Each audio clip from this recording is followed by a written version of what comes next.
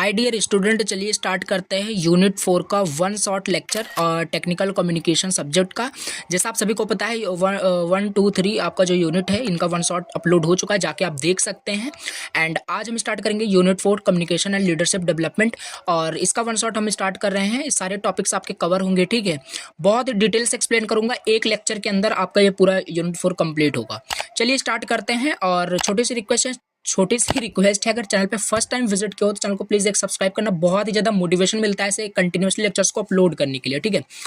और चलिए स्टार्ट करते हैं। सारे आपके टॉपिक्स कवर होंगे विथ इंपॉर्टेंट क्वेश्चंस। मैंने सारे इंपॉर्टेंट क्वेश्चंस भी आपको ऑलरेडी व्हाट्सएप पे शेयर किए थे, ठीक है। ये सारे इंपॉर्टेंट क्वेश्चंस ऑलरेडी मैं शेयर कर चुका हूँ, बाकी व्हाट्सएप पे मैसेज करना, आपको मैं प्रोवाइड करा दूंगा।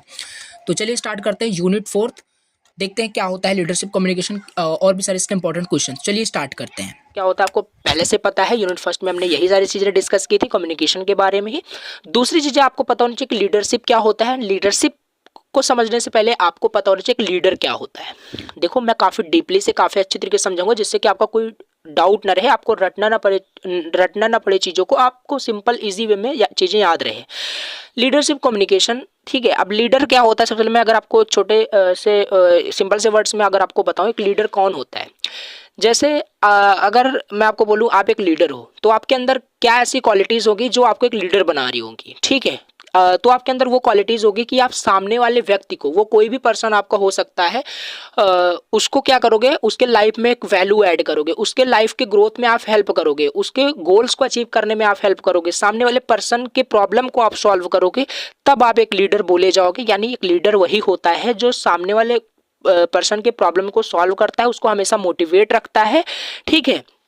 और हमेशा उसको मतलब दूसरे पर्सन को क्या करता है, इंस्पायर करता रहता है, डिमोटिवेट नहीं करता। वैसा ना हो आप बोल रहे हो कि आप लीडर हो और दूसरे पर्सन को आप डिमोटिवेट कर रहे हो, ठीक है, उनको नीचा दिखा रहे हो। तो ये सारी मतलब यहाँ पे होती है लीडर्स के अंदर क्वालिटीज़ क्या क्या होती हैं। तो लीडर अगर हम एक सिंपल वर्ड में समझें, एक लीडर वही होता है जो दूसरों का भला सोचता है, दूसरों को हमेशा मतलब गोल्स, दूसरों के गोल्स में उसको हेल्प करता है, एक लीडर वही होता है। अब देखते हैं लीडरशिप कम्युनिकेशन क्या होता है। लीडर क्या होता है पता होगा, सिंपल सी चीज़ है। अब leadership communication is a way leaders interact and convey message to their team और फॉलोअर्स। लीडरशिप कम्युनिकेशन, देखो सिंपल सी बात है। जैसे आप एग्जाम्पल के समझते हैं, जैसे आप एक लीडर हो, ठीक है। अब आपके अंदर तो क्वालिटीज़ काफ़ी सारी हैं, क्योंकि लीडर के अंदर अच्छी अच्छी क्वालिटीज़ होती हैं। आपको अपने कम्युनिकेशन के द्वारा किसी को क्या करना है, किसी के गोल्स में, मतलब किसी के गोल्स में हेल्प करना है, या किसी की भी प्रॉब्लम्स को आपको सॉल्व करना है अपने कम्युनिकेशन के थ्रू। तो जो भी कम्युनिकेशन आप करोगे, मे भी कोई भी प्रॉब्लम हो सकता है, उस प्रॉब्लम को सॉल्व करने में जो भी सामने वाले पर्सन से आप कम्युनिकेशन करोगे वही होता है आपका लीडरशिप कम्युनिकेशन। मे भी हो सकता है कुछ ऐसे आपके पास सोल्यूशन है, ठीक है, कोई प्रॉब्लम है किसी भी पर्सन का, उसका आपके पास एक सोल्यूशन है प्रॉपर मैनर में।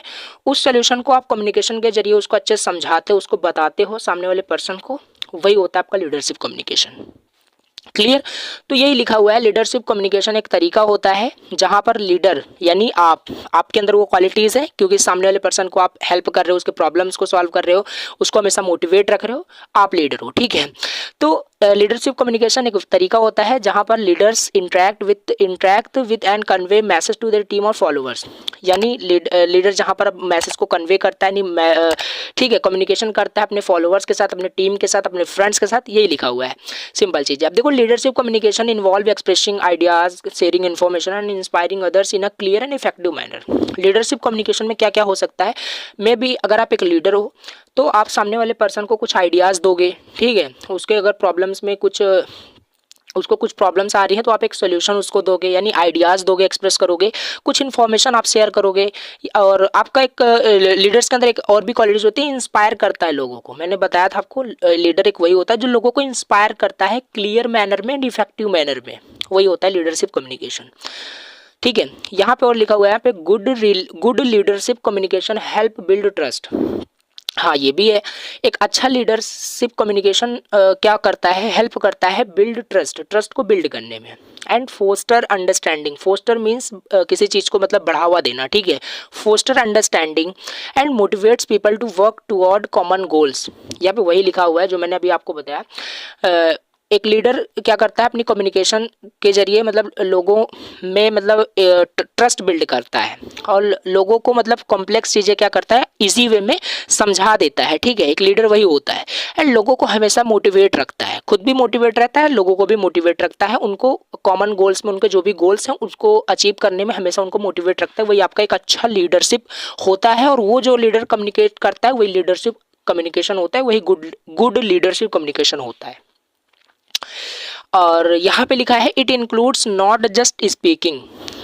इंपॉर्टेंट पॉइंट है, लीडर का मतलब यही नहीं होता है कि बस आप सब मतलब आप बहुत जस्ट आप स्पीक कर रहे हो यानी आप सिर्फ बोल ही रहे हो, ठीक है, बट आल्सो लिसनिंग।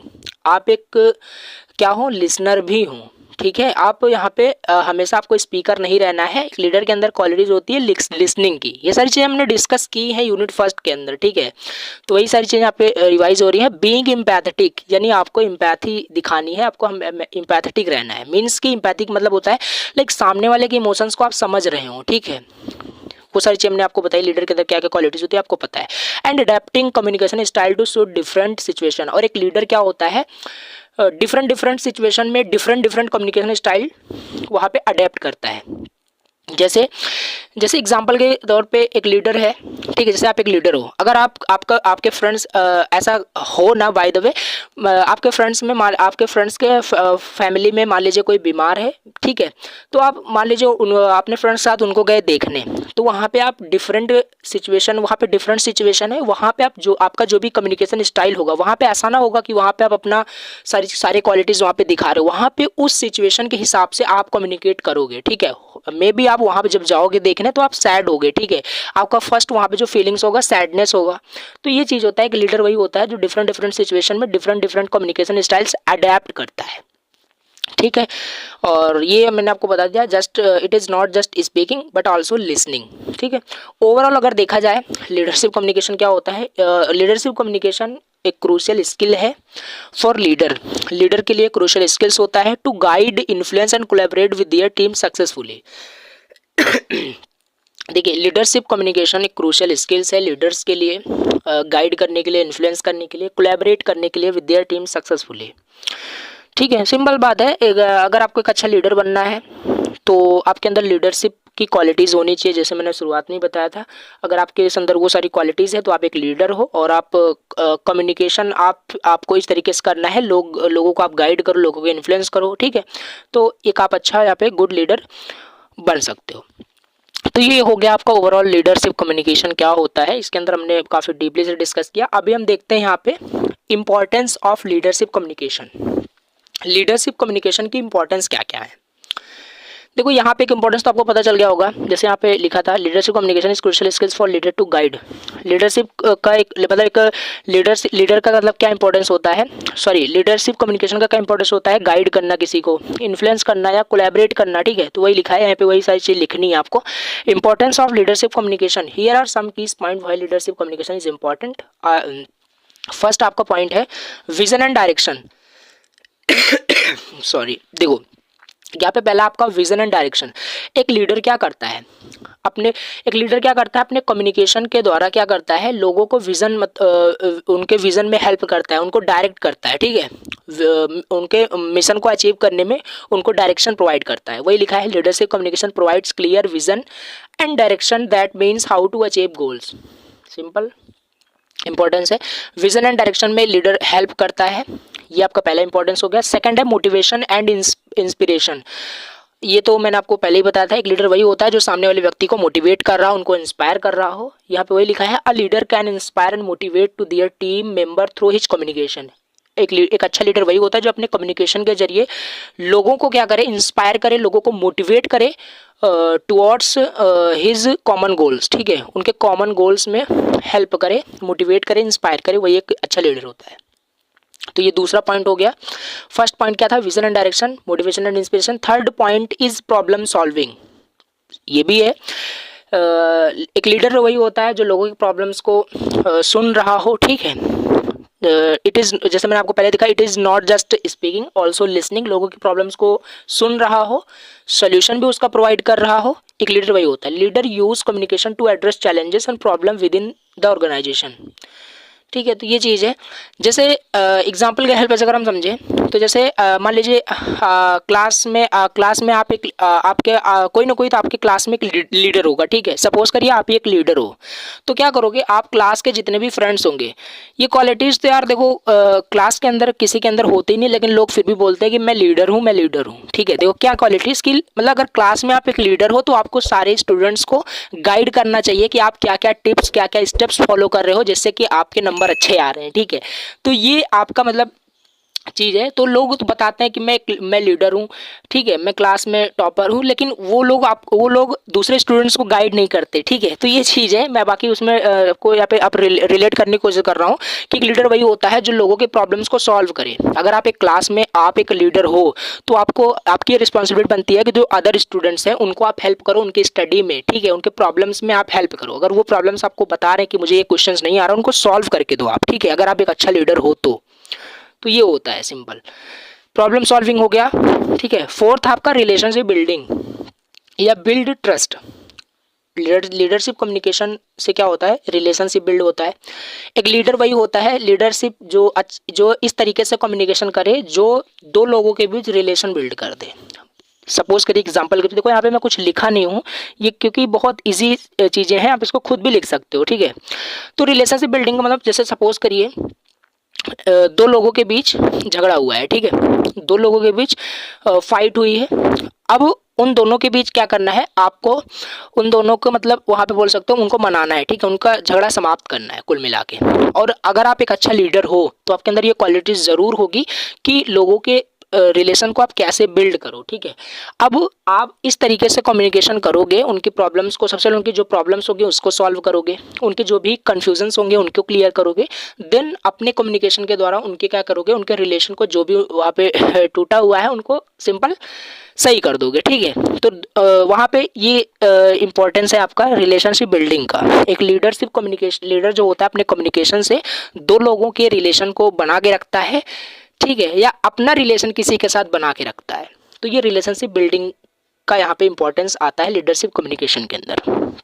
फिफ्थ जो आपका यहाँ पे इंपॉर्टेंस है कॉन्फ्लिक्ट रिजोल्यूशन।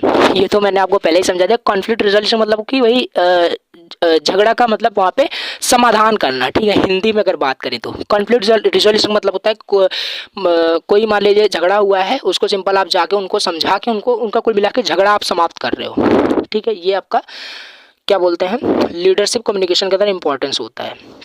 वही लिखा है यहाँ पे, समझ लेते हैं। Leadership communication help in resolving conflict with their team member in their organisation.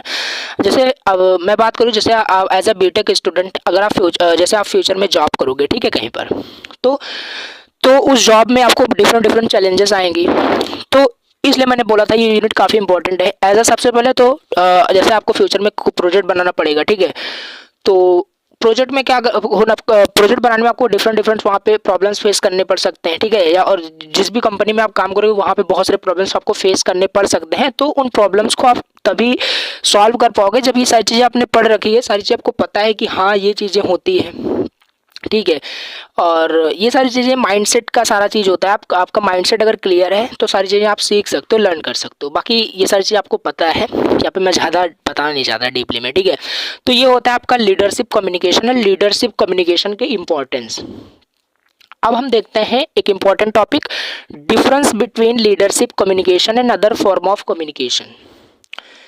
Difference क्या होता है लीडरशिप कम्युनिकेशन में और अदर फॉर्म ऑफ कम्युनिकेशन में। लीडरशिप कम्युनिकेशन क्या होता है आपको पता चल गया।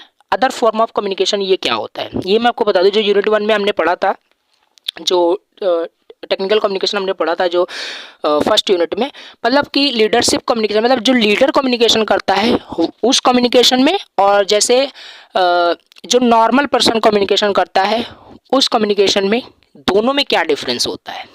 और वाकई में बहुत सारा वहाँ पे डिफरेंस होते हैं, ठीक है। एक लीडर जिस तरीके से बात करता है नॉर्मल पर्सन उस तरीके से बात नहीं कर सकता, ठीक है।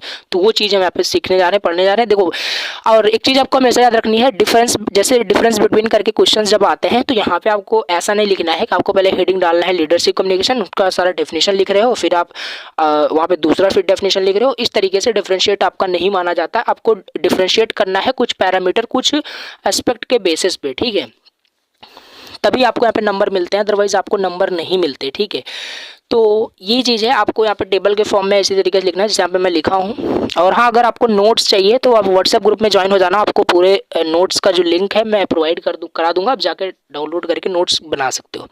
पहला जो आप एस्पेक्ट है आपका वो है पर्पस। ठीक है, लीडरशिप कम्युनिकेशन का पर्पस क्या होता है बताइए। लीडरशिप कम्युनिकेशन का पर्पस क्या होता है? किसी को गाइड करना, किसी को मोटिवेट करना, किसी को इंस्पायर करना, ठीक है, किसी के गोल्स में उसको हेल्प करना, वही सब इसका पर्पस होता है। वही लिखा हुआ है जो मैंने अभी आपको बताया था। अदर फॉर्म ऑफ कम्युनिकेशन, अब देखिए अदर जो फॉर्म ऑफ कम्युनिकेशन, मतलब देखिए एक लीडर है वो कम्युनिकेट अगर करता है तो वो हमेशा चाहता है लोगों की भलाई वो हमेशा चाहता है। लेकिन अगर उसी की जगह कोई दूसरा व्यक्ति है, अगर वो कम्युनिकेशन करता है तो वो कम्युनिकेशन सबसे पहले कर सकता है लोगों को नीचा दिखाने के लिए। ठीक है, देखो मैं एग्जांपल दे रहा हूँ, ऐसा नहीं बता रहा हूँ कि लोग करते ही हैं। तो ये चीज़ें लोगों को नीचा भी दिखा सकता है, या कुछ मतलब इंटरटेनिंग के लिए कर सकता है। ठीक है, किसी को परसुएड करने के लिए या नॉर्मल कम्युनिकेशन के लिए वहाँ पे होता है। लेकिन उनका इंटेंशन खाली इतना नहीं होता है कि मैं सामने वाले पर्सन को मनाऊं, उनको मोटिवेट करूं, उनके गोल्स में हेल्प करूं। उनका इंटेंशन ये नहीं होता है। ठीक है, ये सिर्फ एक लीडर के अंदर ये क्वालिटीज़ होती है। पर्पस हो गया। सेकंड आपका यहाँ पे पॉइंट है ऑडियंस। देखिए जब लीडर कम्युनिकेट करता है किसी सामने वाले पर्सन से, तो वो ऑडियंस कौन होती है वही आपको लिखना है। वो आपके टीम मेंबर होते हैं। जैसे आप अपने क्लास में अगर लीडर हो, ठीक है, तो आप जब भी कम्युनिकेट करोगे, जब भी कोई इन्फॉर्मेशन किसी को बताओगे, तो आप किसको बताओगे? अपने फ्रेंड्स को बताओगे, अपने क्लास के स्टूडेंट्स को बताओगे। तो वहाँ पे आपके क्लास के स्टूडेंट्स ही आपके ऑडियंस हो गए। टीम मेंबर और followers within an organization या विद इन एन क्लासरूम, ऐसे भी लिख सकते हो। तो ये चीज़ है audience. And other form of communication में जो ऑडियंस होती है वो जनरल ऑडियंस हो गई, जनरल पब्लिक हो गई, या स्पेसिफिक इंडिविजुअल कोई है, ठीक है, जिससे आप बात कर रहे हो। तो ये चीज़ है ऑडियंस। एंड थर्ड यहाँ पे आपका एस्पेक्ट है वो है आपका फोकस। देखिए लीडरशिप कम्युनिकेशन में मोस्टली फोकस किस पे होता है आप बताइए। लीडरशिप कम्युनिकेशन में फोकस किस पे होता है? किसी को मोटिवेट करने के लिए। ठीक है, किसी को मोटिवेट करने के लिए विजन एंड स्ट्रेटजी, वही लिखा हुआ है। फोकस इसका जो होता है लीडरशिप कम्युनिकेशन में गोल ओरिएंटेड होता है, यानी कि किसी के गोल में मोटिवेट, मतलब किसी को गोल के प्रति मोटिवेट रखना, ये इसका फोकस होता है लीडरशिप कम्युनिकेशन का। With emphasis on vision and strategy, उनके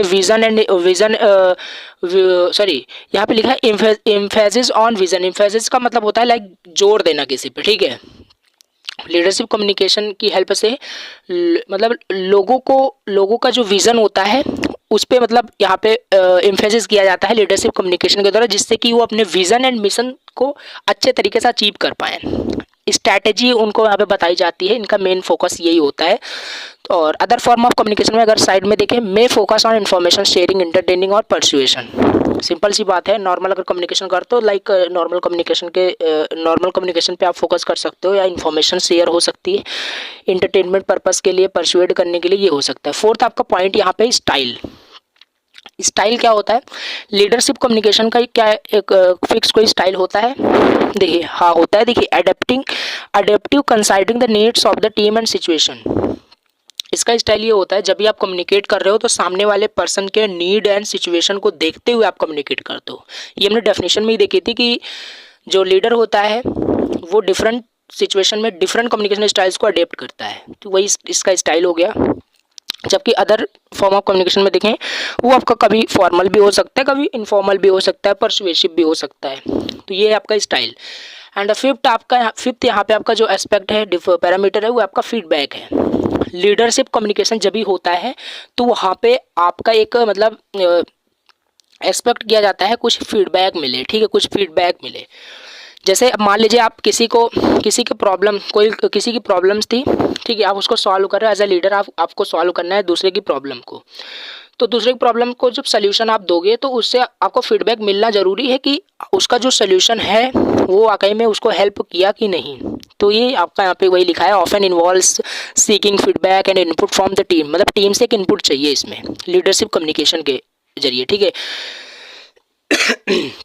और इसमें क्या होता है, other form of communication, normal communication में देखें तो फीडबैक जरूरी भी होता है। अगर इफेक्टिव कम्युनिकेशन की बात करें तो फीडबैक तो मिलना ही मिलना है। किसी भी टाइप्स ऑफ कम्युनिकेशन में फीडबैक मिलेगा तभी हम समझेंगे कि अच्छा कम्युनिकेशन है। बट यहाँ पे कोई मैंडेटरी नहीं होता है, फीडबैक मिल भी सकता है, नहीं भी मिल सकता। यहाँ पे हम प्राइमरी कंसिडरेशन यहाँ पे मान के चलते हैं।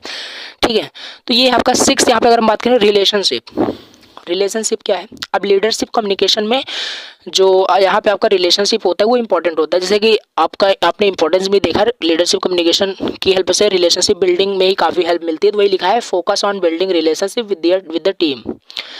और अदर फॉर्म ऑफ कम्युनिकेशन में देखें, मे और may not be focus on relationship building. Simple सी बात है, अदर फॉर्म ऑफ कम्युनिकेशन का कोई इंटेंशन नहीं होता। मैंने आपको शुरुआत में बताया कि लोगों की हेल्प करना, ठीक है, मतलब इंटेंशन ऐसा नहीं होता है जैसे कि लीडरशिप कम्युनिकेशन में होता है। हो भी सकता है, नहीं भी हो सकता। यहाँ पे वही लिखा है, मे बी और may not be focus on building relationship. तो ये थे आपके difference between leadership communication and other form of communication. तो चलिए एक ब्रीफ समरी ले लेते हैं फटाक से, क्या क्या हमने पढ़ा। हमने यहाँ पे देखा लीडरशिप कम्युनिकेशन क्या होता है, इसके बाद हमने देखा यहाँ पे इंपॉर्टेंस क्या है लीडरशिप कम्युनिकेशन की, जिसमें आपका विजन एंड डायरेक्शन था, मोटिवेशन एंड इंस्पिरेशन था, and third problem solving, fourth building relationship, and fifth is conflict resolution, ठीक है।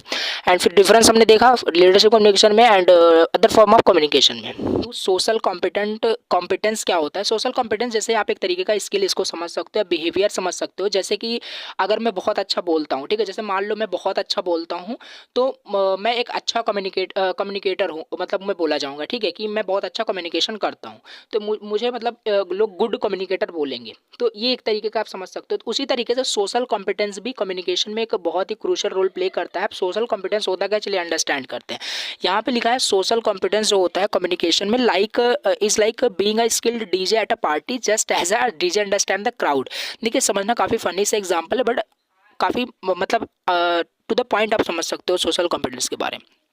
यहाँ पे जैसे पार्टी में आप जाते हो तो वहाँ पे जो डीजे बजता है, वो डीजे क्या करता है, अंडरस्टैंड करता है भीड़ को, मतलब कुल मिला के जो वहाँ पे डीजे में जो इन्वॉल्व पर्सन्स है उनको समझता है। डीजे मतलब समझ रहा है, यानी कि डीजे को जो ऑपरेट करता है, डीजे को जो बजाता है, वो समझता है कि भीड़ को कैसे कंट्रोल करना है। डीजे में लोग जो मतलब पार्टी में जो लोग आए हैं उनको कैसे इंगेज रखना है, मतलब राइट म्यूजिक सेलेक्ट करते हैं। यहाँ पे लिखा है राइट म्यूजिक सेलेक्ट करता है और मतलब भीड़ को कुल मिला के समझता है। समझना भी रिलेट करके मैं आपको बताऊंगा कि रियल मीनिंग क्या है इसकी। एंड एडजस्ट द वाइब, और अपने वॉल्यूम को क्या करता है पार्टी में एडजस्ट करके रखता है, यानी वॉल्यूम को पूरा मतलब क्या होता है, एट द सिचुएशन वो ऊपर नीचे करता रहता है। जैसे आप समझ रहे होंगे मैं क्या कहने की कोशिश कर रहा हूँ, ठीक है। तो ये होता है मतलब एक पार्टी में जैसे एक डीजे क्या करता है, भीड़ को समझता है, राइट म्यूजिक सेलेक्ट करता है और अपने वॉल्यूम को ऊपर नीचे करता है एट द सिचुएशन को देखते हुए। मतलब लोग वहाँ पे इंगेज रहते हैं, उस डीजे से लोग वहाँ पे नाचते रहते हैं, ठीक है। कुछ रिलेट कीजिएगा, अभी मैं बता रहा हूँ। अब देखो क्या होता है, सोशल कॉम्पिटेंस देखते हैं। देखिए सोशल कॉम्पिटेंट, यहाँ पे लिखा है social competent communicators are adept at understanding people choosing the right words. देखिए सोशल कॉम्पिटेंस आप एक समझ सकते हो, जैसे कि अगर मेरे अंदर सोशल कॉम्पिटेंस है, ठीक है, सोशल कॉम्पिटेंस अगर मेरे अंदर है तो मैं बोला जाऊँगा सोशल कॉम्पिटेंट कम्युनिकेटर।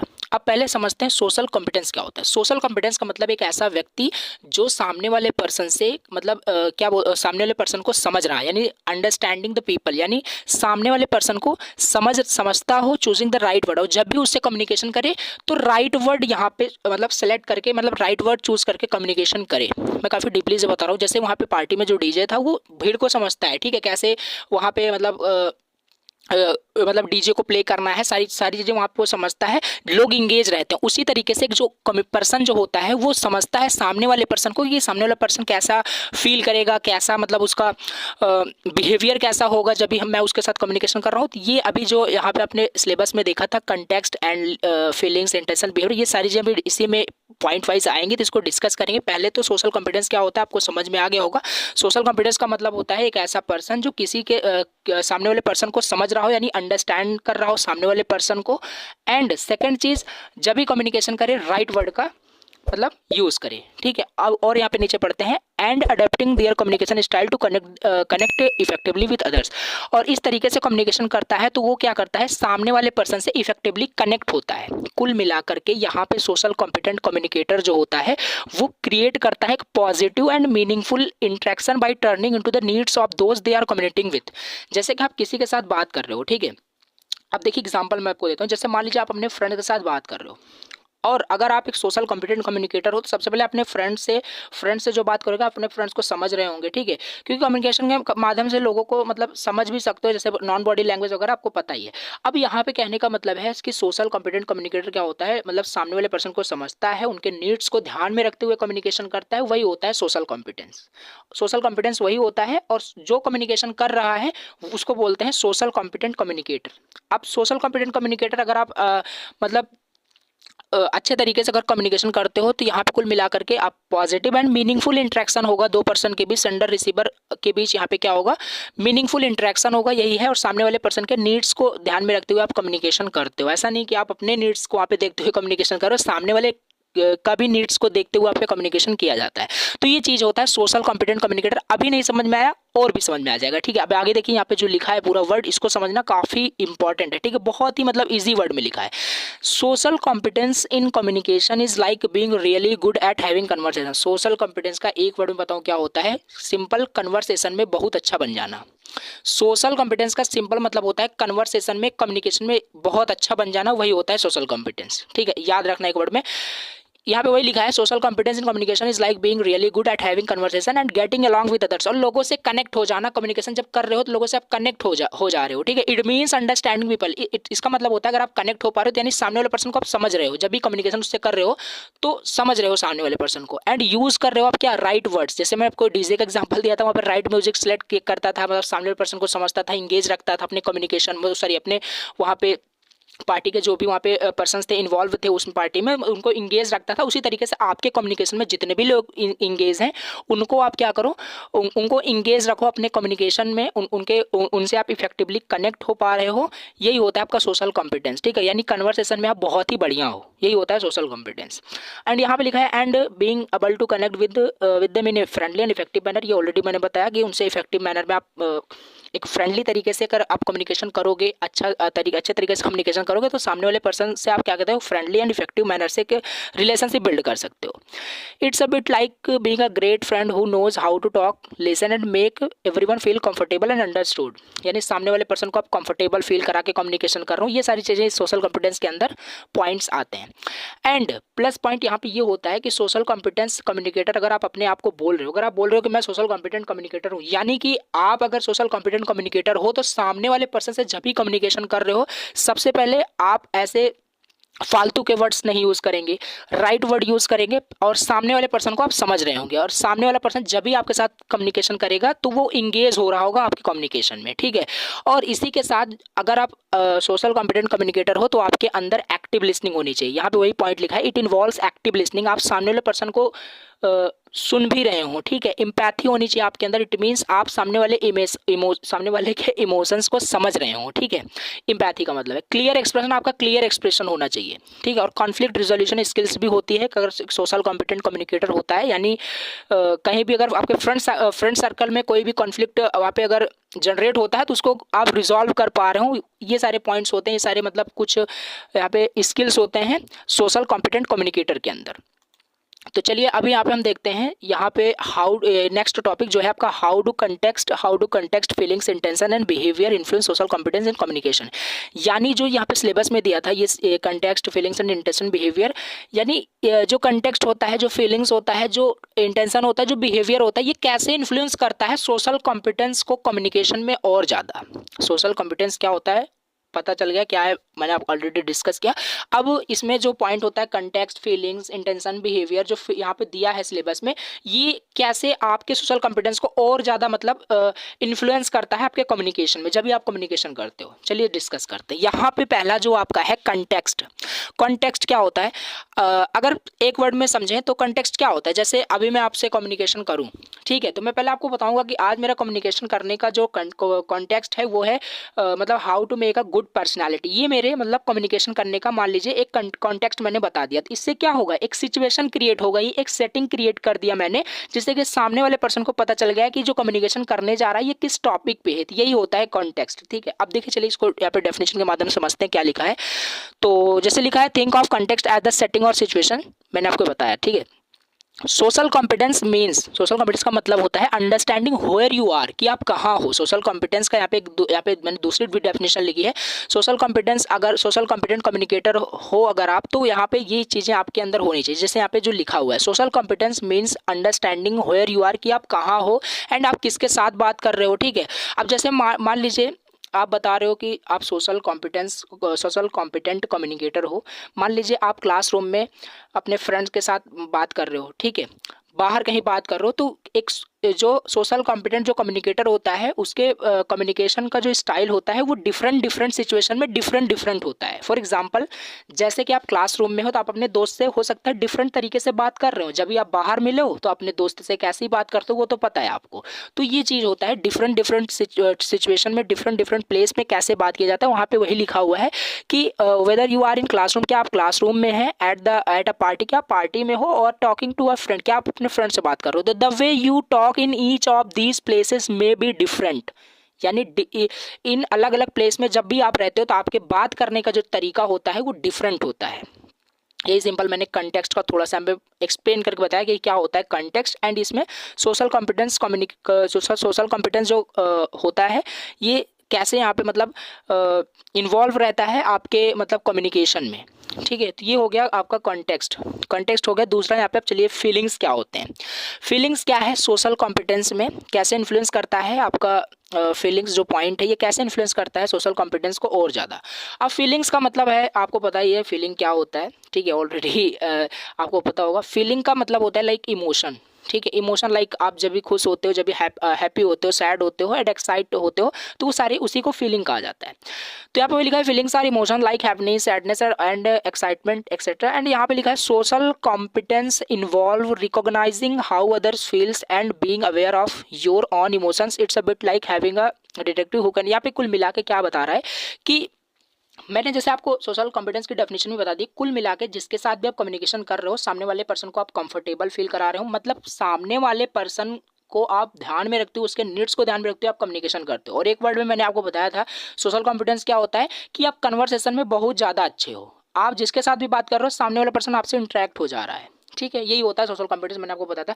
तो कुल मिला के यहाँ पे फीलिंग्स का एक वहाँ पे थोड़ा सा पॉइंट यहाँ पे सोशल कॉम्पिटेंस में आता है कि जब भी आप कम्युनिकेशन करते हो तो सामने वाले पर्सन कैसे फील करता है वो आप ध्यान में रखते हो। यहाँ पे वही लिखा है social competence involve recognizing how others feel, कि सामने वाला पर्सन फील कैसे करता है, ठीक है, and being aware of your on emotion, और एट द सेम टाइम आप अपने भी इमोशंस को वहाँ पे ध्यान में रखते हो कि मैं कैसा फील कर रहा हूँ इस सामने वाले पर्सन से जब भी मैं बात कर रहा हूँ। ठीक है, दोनों यहाँ पे चीज़ें आती है, सामने वाला कैसा फील कर रहा है ये भी आपको सोचना है, एंड आप कैसे फील करो ये भी आपको सोचना है। तो ये होता है इट्स अ बिट लाइक, यहाँ पे थोड़ा सा मैंने एक्सप्लेन किया है, इट्स अ बिट लाइक है being a detective who can sense if someone is happy, sad और यहाँ पे mad, and responding in a way that fits those feelings. देखिए, मान लीजिए अगर आप फीलिंग्स को ध्यान में नहीं रखते हो, अगर आप सामने वाले के फीलिंग्स को केयर नहीं करते हो, सपोज कीजिए, तो आप जब भी उससे मान लीजिए आपको उससे कम्युनिकेशन करना, मान लीजिए सामने वाला पर्सन क्या है, दुखी है किसी भी रीज़न की वजह से, आप उसके साथ कम्युनिकेशन करने जा रहे हो, तो वहाँ पे मे भी हो सकता है आपका इफेक्टिव कम्युनिकेशन ना हो। ठीक है, तो वहाँ पे मान लीजिए सामने वाला पर्सन दुखी है और आप खुशी खुशी सारी चीज़ें वहाँ पे कम्युनिकेशन कर रहे हो, तो कैसा ही कम्युनिकेशन हो पाएगा। तो वही चीज़ यहाँ पे बता रहा है कि सोशल कॉम्पिटेंस में आपको सामने वाले पर्सन को क्या बोलते हैं फीलिंग्स को ध्यान में रख के वहाँ पे कम्युनिकेशन करना होता है कि सामने वाला खुश है, मतलब हैप्पी है कि सैड है, कि वहाँ पे एक्साइटमेंट में है, मतलब उसके अकॉर्डिंग यहाँ पे जो भी आपका फिर कम्युनिकेशन उस फीलिंग्स पे फिट बैठ रहा होगा तब वहाँ पे कम्युनिकेशन करना स्टार्ट करते हैं। यहाँ पे वही लिखा है in a way that fits those feelings. ठीक है, अगर वो हैप्पी है तो हैप्पी कम्युनिकेशन कीजिए। तो ये चीज़ यहाँ पे आपका दिया है। अब थर्ड यहाँ पे पॉइंट है आपका इंटेंशन। पहला था कंटेक्स्ट, दूसरा था फीलिंग्स, तीसरा है इंटेंशन। इंटेंशन का मीन क्या होता है? इंटेंशन का मतलब होता है like not, intention means behind communication are essential in determining it effectiveness. Intention का मतलब होता है like what you mean and want to achieve. Like आपका इंटेंशन क्या है, आप किसी के साथ भी अगर कम्युनिकेशन कर रहे हो तो आपका कुछ ना कुछ तो इंटेंशन होगा ही होगा। ठीक है, मान लो सामने वाले पर्सन को परसुएड करना चाहते हो, आप अपने काम में सामने वाले पर्सन की सपोर्ट लेना चाहते हो, ठीक है, उसको कुछ सोल्यूशन प्रोवाइड करना चाहते हो, कुछ ना कुछ आपका इंटेंशन होगा। एंड वो इंटेंशन जब भी आप कम्युनिकेशन कर रहे हो वो आपका हाइड नहीं होना चाहिए। यहाँ पे वही लिखा है not trying to hide. Intention आपको कभी अपना वहाँ पे छुपाना नहीं है कि मान लीजिए सामने वाले पर्सन से आपको फंडिंग चाहिए, ठीक है, पैसा चाहिए, आप इंटेंशन छुपा रहे हो वहाँ पे, मतलब कुल मिला के बता नहीं रहे हो, घुमा फिरा के कम्युनिकेशन कर रहे हो, तो ये आपका इफेक्टिव कम्युनिकेशन नहीं होगा। इससे फिर आपका सोशल कॉम्पिटेंस इन्फ्लुएंस नहीं होगा। ठीक है, इन्फ्लुएंस करना है तो यहाँ पे आपको इंटेंशन साफ बताना है सामने वाले पर्सन को। Not trying to hide the intention behind communication are essential in determining its effectiveness. अगर आपको इफेक्टिव सोशल कॉम्पिटेंस कम्युनिकेशन करना है तो यहाँ पे आपको इंटेंशन जो है, यहाँ पे जो कम्युनिकेशन के पीछे जो आपका इंटेंशन है वो यहाँ पे आपको हाइड नहीं करना है। यहाँ पे इंटेंशन का मतलब मैंने आपको बता दिया, व्हाट यू मीन, कि आपका मतलब क्या है कम्युनिकेशन करने का, क्या आप अचीव करना चाहते हो कम्युनिकेशन उससे कर रहे हो, क्या आपको मतलब नीड है कम्युनिकेशन करने की, जो आप सामने वाले पर्सन से कम्युनिकेशन कर रहे हो, यही होता है आपका इंटेंशन। अभी देखते हैं, social competent communication is about making sure your intention are clear and positive. Simple चीज़ है, सोशल कॉम्पिटेंस कम्युनिकेशन सिंपल अगर सोशल कॉम्पिटेंस कम्युनिकेशन आप कर रहे हो तो इसमें आपका जो इंटेंशन हो वो क्लियर होना चाहिए। सामने वाले पर्सन को ऐसा ना हो, सामने वाले पर्सन को हार्म पहुंचाना चाहते हो और उसके रिगार्डिंग आप कम्युनिकेशन कर रहे हो, यानी यहाँ पे आपका intention clear and positive manner में होना चाहिए, ठीक है, निगेटिव में नहीं होना चाहिए। कुल मिला के इतने कहने का मतलब है। अभी यहाँ पे देखते हैं, फोर्थ आपका पॉइंट है बिहेवियर। पहला था कंटेक्स्ट, दूसरा क्या था फीलिंग्स, तीसरा क्या है इंटेंशन, एंड फोर्थ क्या है बिहेवियर। अब बिहेवियर देखते हैं, बिहेवियर का क्या मतलब होता है। Behaviours are the things like we do like talking, listening और यूजिंग बॉडी लैंग्वेज। बिहेवियर का मतलब जैसे मैं अभी आपको टीच कर रहा हूँ तो ये आपका बिहेवियर हो गया। जैसे आप किसी से बात कर रहे हो तो वो भी आपका एक बिहेवियर हो गया। आप मतलब कुछ भी आप कर रहे हो, यानी talking, listening, using body language, ठीक है, बॉडी मूवमेंट वगैरह, ये सारी चीज़ें आपका बिहेवियर ही है। तो बिहेवियर्स यहाँ पे वही लिखा है, behaviours are the things we do like talking, listening और using body language. And social competence means choosing behaviour that fit the situation and make people comfortable. ठीक है, अब एक एग्जांपल लेते हैं। यहाँ पे एग्जांपल काफ़ी यहाँ पे मस्त है, उसको समझ जाओगे आप कैसे यहाँ पे सोशल कॉम्पिटेंस में बिहेवियर इन्फ्लुएंस करता है। बिहेवियर का मतलब जैसे कि मान लीजिए यहाँ पे लिखा है, it's a bit like picking the right dance moves at a party, sometimes you slow dance, sometimes you group the beat. Social competence behaviours are like the right dance step in a conversation. Like जैसे जैसे example मैंने शुरुआत में लिया था, जैसे मान लीजिए आप पार्टी में गए हो, वहाँ पे डीजे तो अपना काम वहाँ पे कर रहा है, यानी अपना जो भी मैंने वहाँ पे बताया था, ठीक है, कि डीजे वहाँ पे कैसे अपने राइट म्यूजिक को सिलेक्ट करता है, राइट म्यूजिक को कैसे सिलेक्ट करता है और कैसे सामने वाले पर्सन को इंगेज रखता है। मतलब जितने भी मान लीजिए डीजे कोई म्यूजिक प्ले किया और उस म्यूजिक पे आप डांस कर रहे हो, तो यहाँ पे आपका बिहेवियर क्या हुआ, बिहेवियर है आपका यहाँ पे डांसिंग करना, ठीक है, आप डांस कर रहे हो, ठीक है, तो वो आपका बिहेवियर हो गया। अब इसमें सोशल कॉम्पिटेंस में क्या मतलब है डांस का, मैं क्या कहने की कोशिश कर रहा हूँ, यानी कि जब जो भी वहाँ पे म्यूजिक प्ले हो रहा है, म्यूजिक के बीट पर आप डिफरेंट तरीके से बिहेव करोगे। समझ में आया, यानी कि जब भी वहाँ पे पार्टी में जो म्यूजिक बज रहा है उस पे उसके बीट पर जैसे से वो म्यूजिक का जो वाइब्रेशन है चेंज होगा, उसका बीट चेंज होगा, उसी तरीके से आपका बिहेवियर यानी आपका डांस भी चेंज होगा।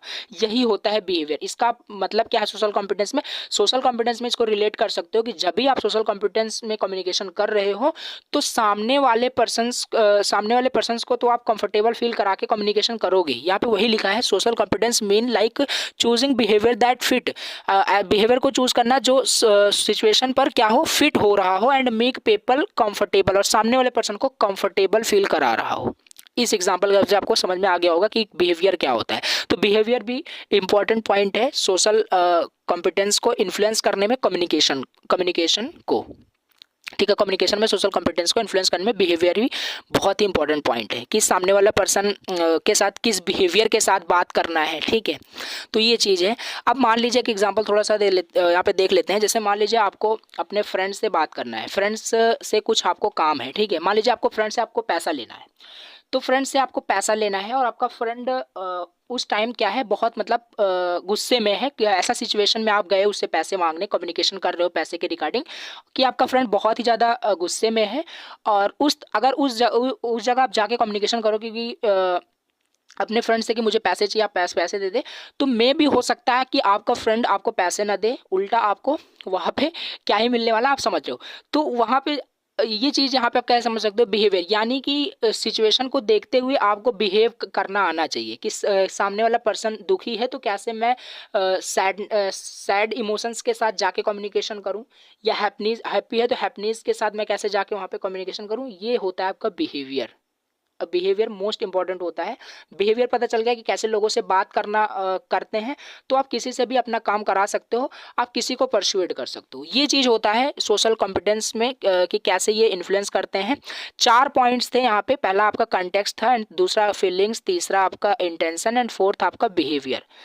तो ये थे आपके topic communication and social competence क्या होता है, हमने इसको डिटेल में डिस्कस किया इसमें। तो चलिए देखते हैं क्या होता है फीडबैक, एंड फीडबैक के बारे में बहुत सारी यहाँ पे इम्पॉर्टेंट जो चीज़ें हैं आपको पता होनी चाहिए।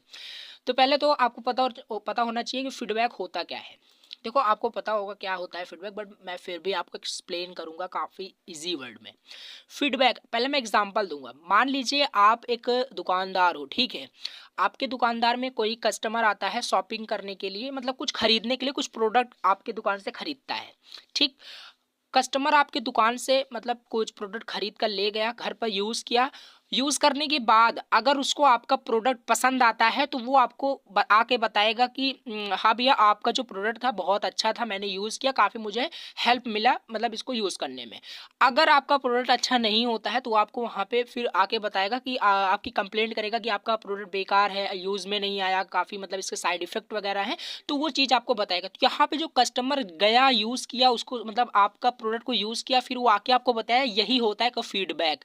ये तो मैंने आपको रियल वर्ड एग्जांपल के साथ बताया। अभी हम पढ़ रहे थे टेक्निकल कम्युनिकेशन, तो इसके वर्ड में, इसके टर्म में हम समझते हैं। देखो फीडबैक जब भी आप कम्युनिकेशन करते हो तो फीडबैक आपको मिलता ही मिलता है, क्योंकि अगर फीडबैक नहीं मिलेगा तो एक प्रॉपर एंड इफेक्टिव कम्युनिकेशन नहीं माना जाएगा कि इफेक्टिव कम्युनिकेशन आपका हुआ है। तो फीडबैक आपका इंपॉर्टेंट है मिलना। तो फीडबैक यहाँ पे मैं पढ़ता हूँ, feedback is like a report card. Feedback एक रिपोर्ट कार्ड की तरह है आपके कम्युनिकेशन के लिए। इट इज़ द इंफॉर्मेशन, ये एक जानकारी होता है। फीडबैक एक इंफॉर्मेशन होता है यू गेट फ्रॉम अदर, जो आप दूसरों से आपको मिलता है, ठीक है। How well you are doing, कि आप कैसा कर रहे हो। It helps you understand what you did right, ये आपको अंडरस्टैंड करने में हेल्प करता है कि आप क्या अच्छा कर रहे हो एंड आप क्या और इम्प्रूव कर सकते हो। मान लो आप किसी के साथ अगर कम्युनिकेशन करते हो, कम्युनिकेशन करने के बाद सामने वाला पर्सन आपको अगर फीडबैक दे रहा है, आपको कुछ बता रहा है कि डियर ब्रदर आप जो कम्युनिकेशन कर रहे हो, ये कम्युनिकेशन करने का तरीका आपका थोड़ा सा सही नहीं है, ठीक है। जो भी प्रॉब्लम्स आपके अंदर होगी कम्युनिकेशन करने में, वो आपको सामने वाला पर्सन बताएगा। आपको इन्फॉर्मेशन दे रहा है कि आप कैसा अच्छा कर रहे हो, आप अच्छा कर रहे हो, कि थोड़ा सा आपको इम्प्रूवमेंट की ज़रूरत है। तो ये फीडबैक के थ्रू ही पॉसिबल हो पाता है। तो यही होता है आपका फीडबैक। समझ में आ गया होगा, ठीक है। अभी हम देखते हैं थोड़ा सा और भी यहाँ पे हम समझते हैं फीडबैक क्या होता है। तो फीडबैक आप एक मैसेज इसको समझ सकते हो। फीडबैक को आप एक मैसेज समझ सकते हो जो भेजा जाता है कहाँ से, रिसीवर के द्वारा। जैसे आप कम्युनिकेशन अपने फ्रेंड से कर रहे हो तो आपका फ्रेंड्स रिसीवर एंड आप कम्युनिकेट कर रहे हो तो यानी आप सेंडर। ये सारी चीज़ें आपको पता है, मैंने ऑलरेडी प्रीवियस लेक्चर में सब कुछ डिस्कस किया है। तो एक मैसेज होता है जो सेंड किया जाता है रिसीवर के द्वारा back to the sender, sender को बताया जाता है, इज कॉल्ड फीडबैक। अगर इसका टेक्निकल टर्म में डेफिनेशन देखें, the message send by the receiver back to the sender is called feedback, ठीक है। Now it makes communication meaningful. ध्यान देना, जो फीडबैक होता है, अगर फीडबैक आपके कम्युनिकेशन में मिल रहा है तभी समझ लो आपका इफेक्टिव कम्युनिकेशन। और एग्जांपल फिर से रिलेट करो, कस्टमर एंड जो शॉपकीपर था, मैंने आपको एग्जांपल जो बताया था। अगर कस्टमर वहां पे उनके प्रोडक्ट को जाके यूज कर रहा है, अगर प्रोडक्ट में कोई खराबी निकलती, अगर वो कंप्लेंट ना करता, फीडबैक ना देता, तो जो दुकानदार है, जो शॉपकीपर है, उसको पता नहीं चलेगा कि एक्चुअल में मेरा प्रोडक्ट मतलब थोड़ा सा कहीं ना कहीं डिफेक्टिव है, खराब है, तो वो इंप्रूवमेंट नहीं करेगा एंड वैसे वो सेल करता रहेगा। तो समझ ही रहे हो फिर उनका मतलब बिजनेस वगैरह ग्रो नहीं हो पाएगा। ऐसे एक्चुअल में रिलेट कर सकते हो। अगर आप कम्युनिकेशन कर रहे हो, कुछ प्रॉब्लम आपके अंदर है, तो सामने वाला अगर फीडबैक दे रहा है तो उसको आप एक्सेप्ट कीजिए। एंड ये सारी चीज़ें भी हम आगे डिस्कस करने वाले हैं। तो यही यहाँ पे लिखा हुआ है, it is the end result of an idea, ठीक है। ये एंड रिजल्ट भी हो सकता है कम्युनिकेशन का। मेक कम्युनिकेशन कंटिन्यू प्रोसेस, ठीक है। मान लीजिए आपने कम्युनिकेशन किया, तो अगर आप फीडबैक लोगे तो आपको कुछ आइडिया वगैरह मिल सकता है कि आपको क्या इंप्रूवमेंट करना है। मतलब न्यू न्यू आइडिया, थॉट्स आपको मिल सकते हैं जो आपके कम्युनिकेशन को और भी ज़्यादा इंप्रूवमेंट करने के लिए हेल्प करते हैं। यही लिखा हुआ है। और यहाँ पे और भी लिखा है, फीडबैक जो आपका हो सकता है, ये आपका वर्बल भी हो सकता है, नॉन वर्बल भी हो सकता है, ठीक है। सिंपल सी बात है यार, कम्युनिकेशन जब आपका वर्बल एंड नॉन वर्बल हो सकता है तो फीडबैक भी वर्बल एंड नॉन वर्बल हो जाएगा। इसमें कौन सी बड़ी बात है, ठीक है। तो यहाँ पे वही लिखा है, फीडबैक आपका वर्बल भी हो सकता है, नॉन वर्बल भी हो सकता है, ठीक है। तो ये चीज़ है। अगर मैं इसको थोड़ा सा और भी डीपली बता दूं, वर्बल कैसे, नॉन वर्बल, मैं वर्बल का सिंपल से मतलब है आपने कम्युनिकेशन करके, मतलब वर्बल कम्युनिकेशन आपने करके सामने वाले को, मान लीजिए किसी टॉपिक पे आपने कम्युनिकेशन किया, सामने वाला सिंपली आपको वर्बली मतलब वर्ड का यूज़ करके, ठीक है, आपको बता दे रहा है कि आपका जो कम्युनिकेशन है इस थोड़ा सा आप और भी इंप्रूवमेंट कर सकते हो, मुझे आपकी बात ये अच्छी नहीं लगी, तो वो फीडबैक आपको दे रहा है, वर्बली दे रहा है। नॉन वर्बल मतलब मान लीजिए आप कम्युनिकेशन कर रहे हो, सामने वाला पर्सन बार बार घड़ी देख रहा है, बार बार आपसे आई कांटेक्ट नहीं कर रहा है, तो इसका मतलब आप इफेक्टिव कम्युनिकेशन वहाँ पे नहीं कर रहे हो, ठीक है। यानी आपके कम्युनिकेशन करने में कुछ ना कुछ प्रॉब्लम है, कुछ ना कुछ वहाँ पे आप प्रॉब्लम क्रिएट कर रहे हो, जिससे सामने वाला पर्सन आपसे आपसे इंटरेक्ट नहीं हो रहा है। तो ये होता है नॉन वर्बल फीडबैक। यानी आप उस नॉन वर्बल, उसके बॉडी लैंग्वेज से पता कर सकते हो कि सामने वाला पर्सन आपसे इंटरेस्टेड है बात करने में कि नहीं। ये चीज़ें थोड़ा सा मैंने एक्सप्लेन कर दिया। अभी और देखते हैं यहाँ पे। देखो फिर से मैं बहुत ही मतलब देखो मैं आपको जो टॉपिक बताता हूँ सोचता हूँ कि आपको ऐसा टॉपिक बताऊँ कि आपको याद ना करना पड़े, आपको एग्जाम्पल वगैरह के माध्यम से आपको हमेशा वो याद रहे। देखो एग्जाम्पल काफ़ी मस्त यहाँ पे मैंने फिर लिखा है, समझिए। देखिए इमेजिन करो आप यहाँ पे सीख रहे हो एक बाइक चलाना, बहुत अच्छा यहाँ पे एग्जाम्पल लिया हूँ। Imagine you are learning to ride a bike. If someone watches you and tells you what you are doing well and also points out where you can get better, that's a feedback।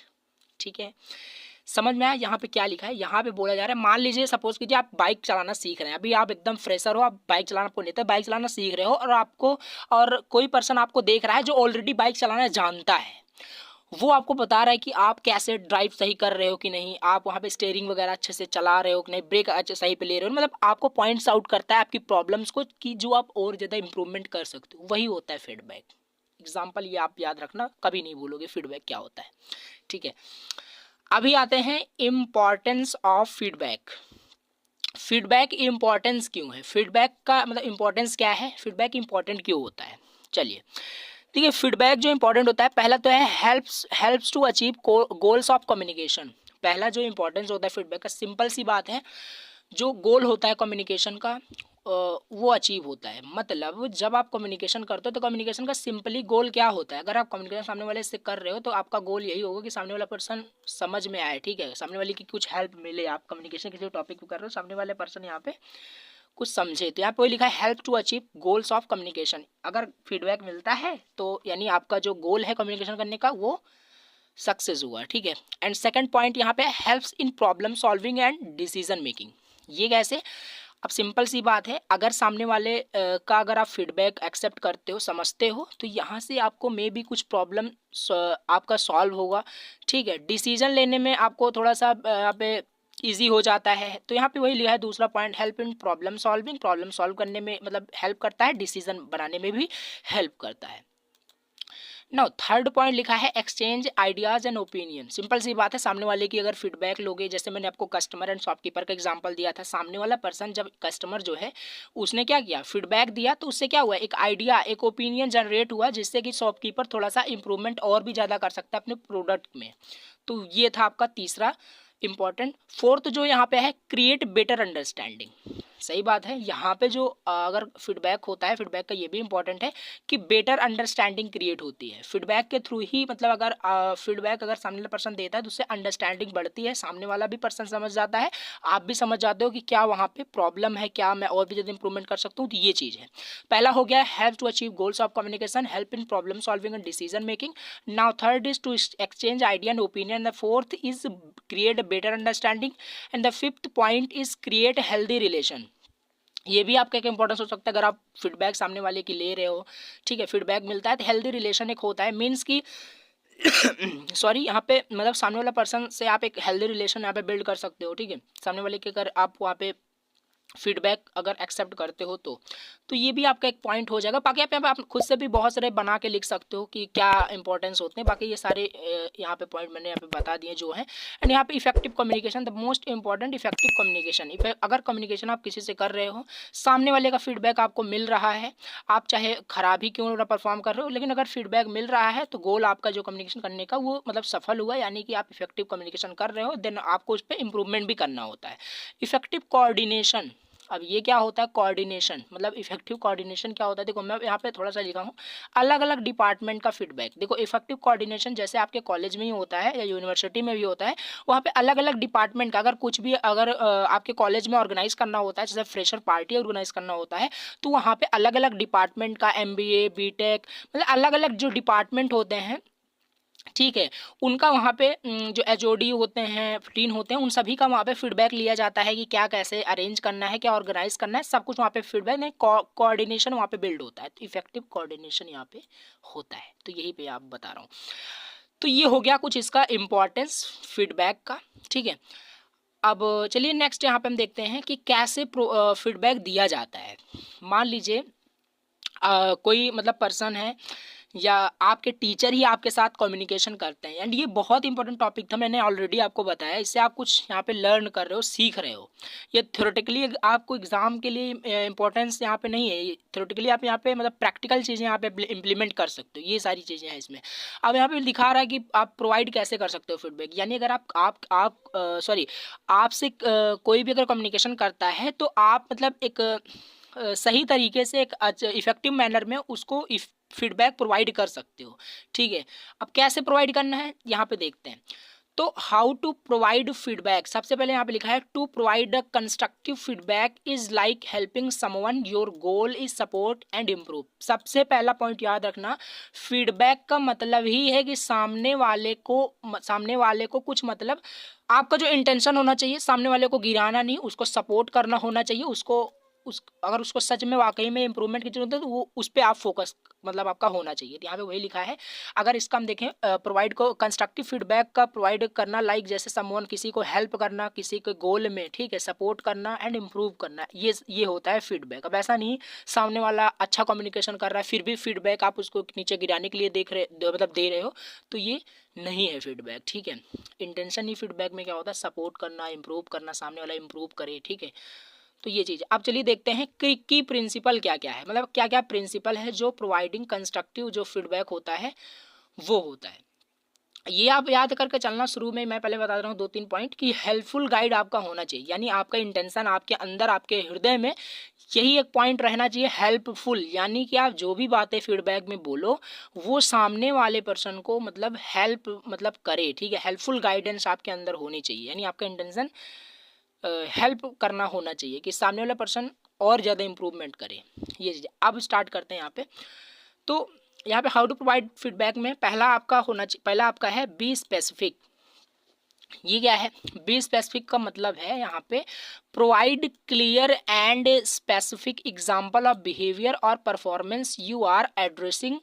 Specific feedback helps them know effectively what to focus on. Simple सी बात है, specific का मतलब है आपको पूरा specific रहना है जब भी फीडबैक दे रहे हो। अगर सामने वाला पर्सन अगर आपसे कम्युनिकेशन कर रहा है, कुछ भी आपको बता रहा है, तो उसके अगर कम्युनिकेशन में कोई दिक्कत है या उसके बॉडी लैंग्वेज में, उसको आई कांटेक्ट में प्रॉब्लम है, कुछ भी अगर सामने वाले पर्सन के अंदर आपको कुछ प्रॉब्लम दिखता है जो उसको इम्प्रूवमेंट करने की जरूरत है, तो आपको स्पेसिफिक रहना है, पार्टिकुलर मतलब चीज़ पर आपको फोकस रखना है, स्पेसिफिक रहना है, पूरे क्लियर आपका वहाँ पे फीडबैक होना चाहिए। स्पेसिफिक एग्जाम्पल से मैंने दिया, उसका बिहेवियर या परफॉर्मेंस अगर सही नहीं है तो वो चीज़ पर आप फोकस करो, जिसको आप एड्रेस कर रहे हो वो आपका स्पेसिफिक फीडबैक होना चाहिए। स्पेसिफिक फीडबैक आपका हेल्प करता है सामने वाले पर्सन को समझने में कि एग्जैक्टली उसको इम्प्रूवमेंट क्या करना है। ठीक है, नहीं तो आप फीडबैक के चक्कर में काफ़ी वहाँ पे मिसअंडरस्टैंडिंग क्रिएट कर दो, सामने वाला पर्सन समझ ही ना पाए कि क्या उसको एक्चुअल में इम्प्रूव करना है। तो स्पेसिफिक रहना है आपको। ठीक है, हो गया। अब इस सेकंड पॉइंट यहाँ पे आपका है बी काइंड।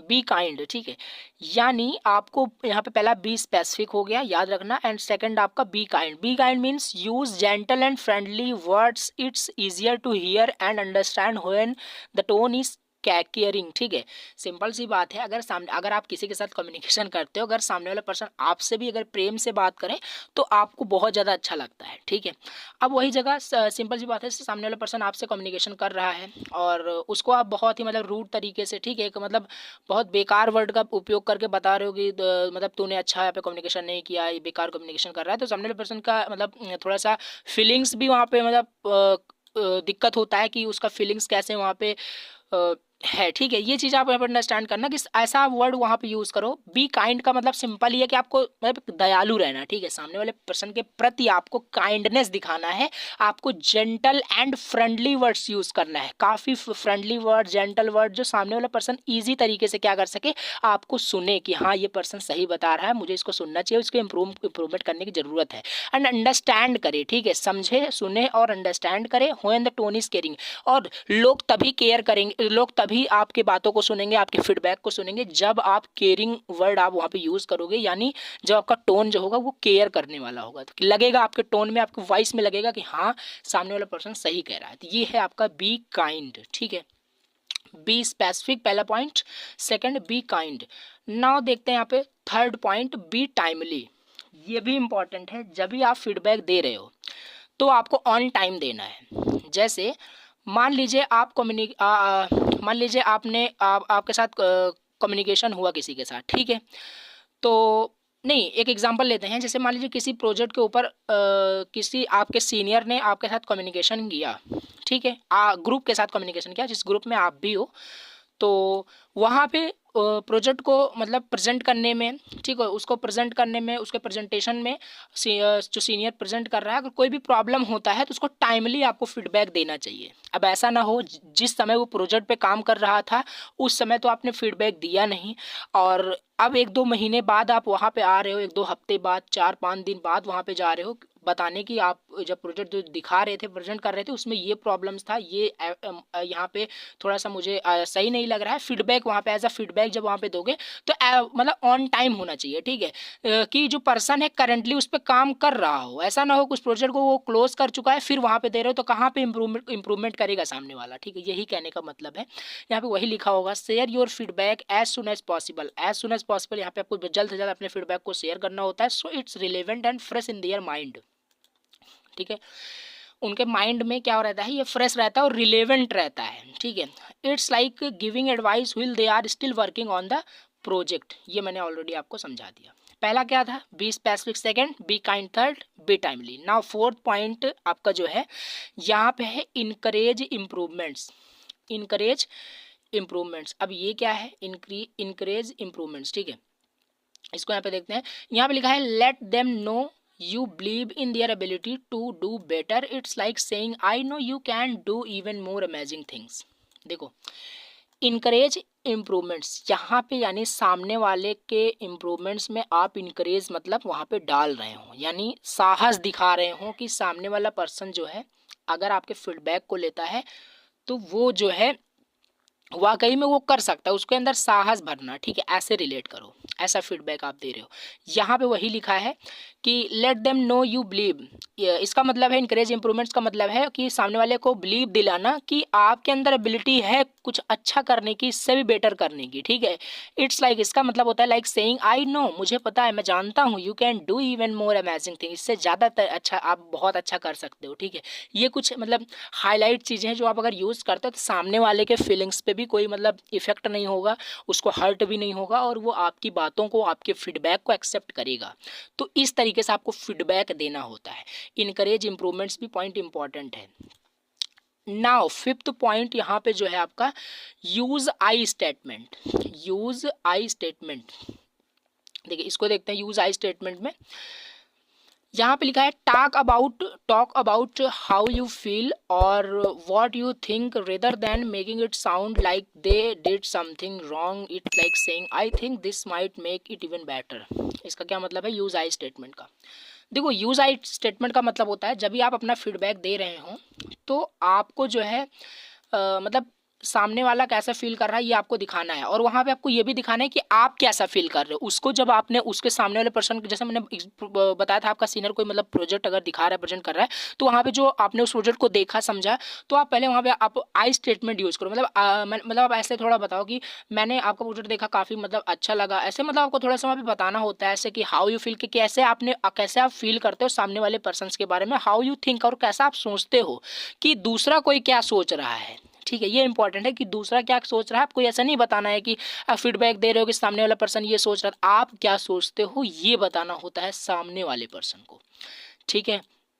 तो यहाँ पे वही लिखा है what you think rather than making it sound like they did something wrong, कि सामने वाला पर्सन क्या गलत किया, क्या गलत बोल रहा है, आप क्या बोल रहे हो ये मैटर करता है। आप अपना फीडबैक वहाँ पे दे रहे हो। इट्स लाइक सेइंग, लाइक ये इस तरह मतलब it's like saying like I think this might make it even better. मैं सोचता हूँ कि आप मतलब इससे भी बेटर कुछ कर सकते हैं, ठीक है।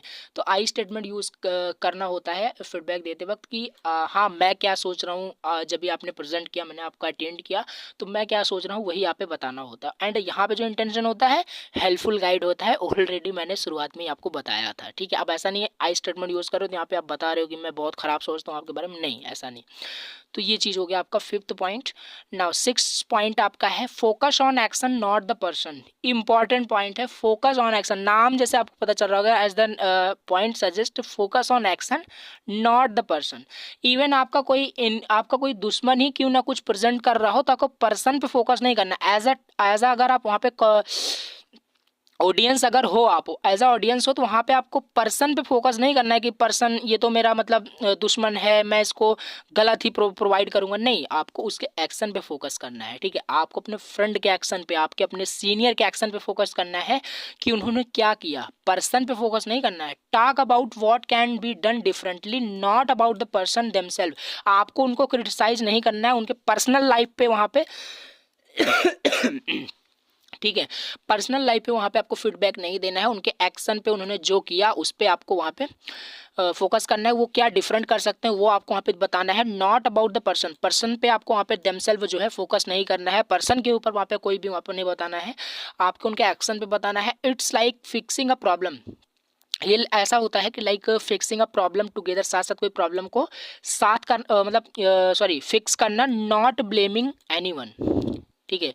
मतलब किसी भी पर्सन को ब्लेम करते हुए वहाँ पे फीडबैक नहीं देना है। सामने वाले के एक्शन को फोकस करना है, पर्सन को फोकस नहीं करना। इतना याद रखना, focus on action not the person means उसके एक्शन पे फीडबैक दीजिए, ना कि पर्सन पे फीडबैक दीजिए। यानी पर्सन मतलब थोड़ा सा मतलब अगर वो उसका स्टाइल सही नहीं है, ठीक है, तो ये चीज़ वहाँ पे बताओ कि पर्सन मतलब बेकार है, आपका कोई फ्रेंड है, तो ऐसा मतलब आप रिलेट कर सकते हो मैं क्या बोलने की कोशिश कर रहा हूँ। आपको उसके एक्शन पे फोकस करना है कि सामने वाला क्या अच्छा कर रहा है। अच्छा कर रहा है तो अच्छा फीडबैक दीजिए, कुछ इंप्रूवमेंट की जरूरत है तो वहाँ पे जो मैंने पॉइंट्स बताए उसको देखते हुए यहाँ पे आपको फीडबैक देना है।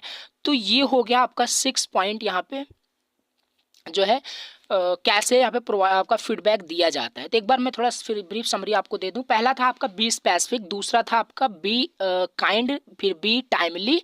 देखिए यहाँ पे be specific, be kind and B timely. And the fourth point encourage improvements and use I statement and focus on action not the person. ये हो गया। अभी यहाँ पे एक और टॉपिक आता है इसके अंदर जो एग्जाम में पूछे जा सकते हैं, एंड वाकई में जब भी आप इसको अगर आप फीडबैक किसी को दे रहे हो, ठीक है, तो ये सारे चैलेंजेस आपको आएंगे। तो यहाँ पे नेक्स्ट ही टॉपिक आपका है challenges for giving constructive feedback. Simple सी बात है, जब आप सामने वाले पर्सन को फीडबैक दोगे तो आपको क्या क्या चैलेंजेस आएंगे वो चीज़ आपको यहाँ पे देखनी है। देखो एकदम प्रैक्टिकल चीज़ें यहाँ पे हैं। अगर आप किसी को फीडबैक भी देते हो तो आपको चैलेंजेस वो जरूर आते हैं। तो ये चीज़ आप चलिए ये देख लेते हैं। तो चैलेंजेस फॉर गिविंग कंस्ट्रक्टिव मतलब यहाँ पे लिखा है here are some common challenges associated with giving constructive feedback. जब भी कंस्ट्रक्टिव फीडबैक यानी जब अच्छा फीडबैक आप दोगे तो आपको ये चैलेंजेस बिल्कुल आ सकते हैं, आएंगे, ठीक है। तो इससे कैसे मतलब यहाँ पे सॉल्व करना है कैसे इस चैलेंजेस को, ये चलिए यहाँ पे देखते हैं। पहला है हॉनेस्टी विदाउट हर्टिंग। यहाँ पे मैंने चैलेंज बताया है, उसका सलूशन भी बताया है, तो ठीक है, जिससे काफ़ी आपको यहाँ पे आपको हेल्प मिलेगी। अगर रियल लाइफ में अगर आप यहाँ पे किसी को फीडबैक दे रहे हो तो उससे चैलेंजेस क्या आएंगे, उसको कैसे सॉल्व करना है। नाउ यहाँ पे पहला आपका पॉइंट है हॉनेस्टी विदाउट हर्टिंग, ठीक है।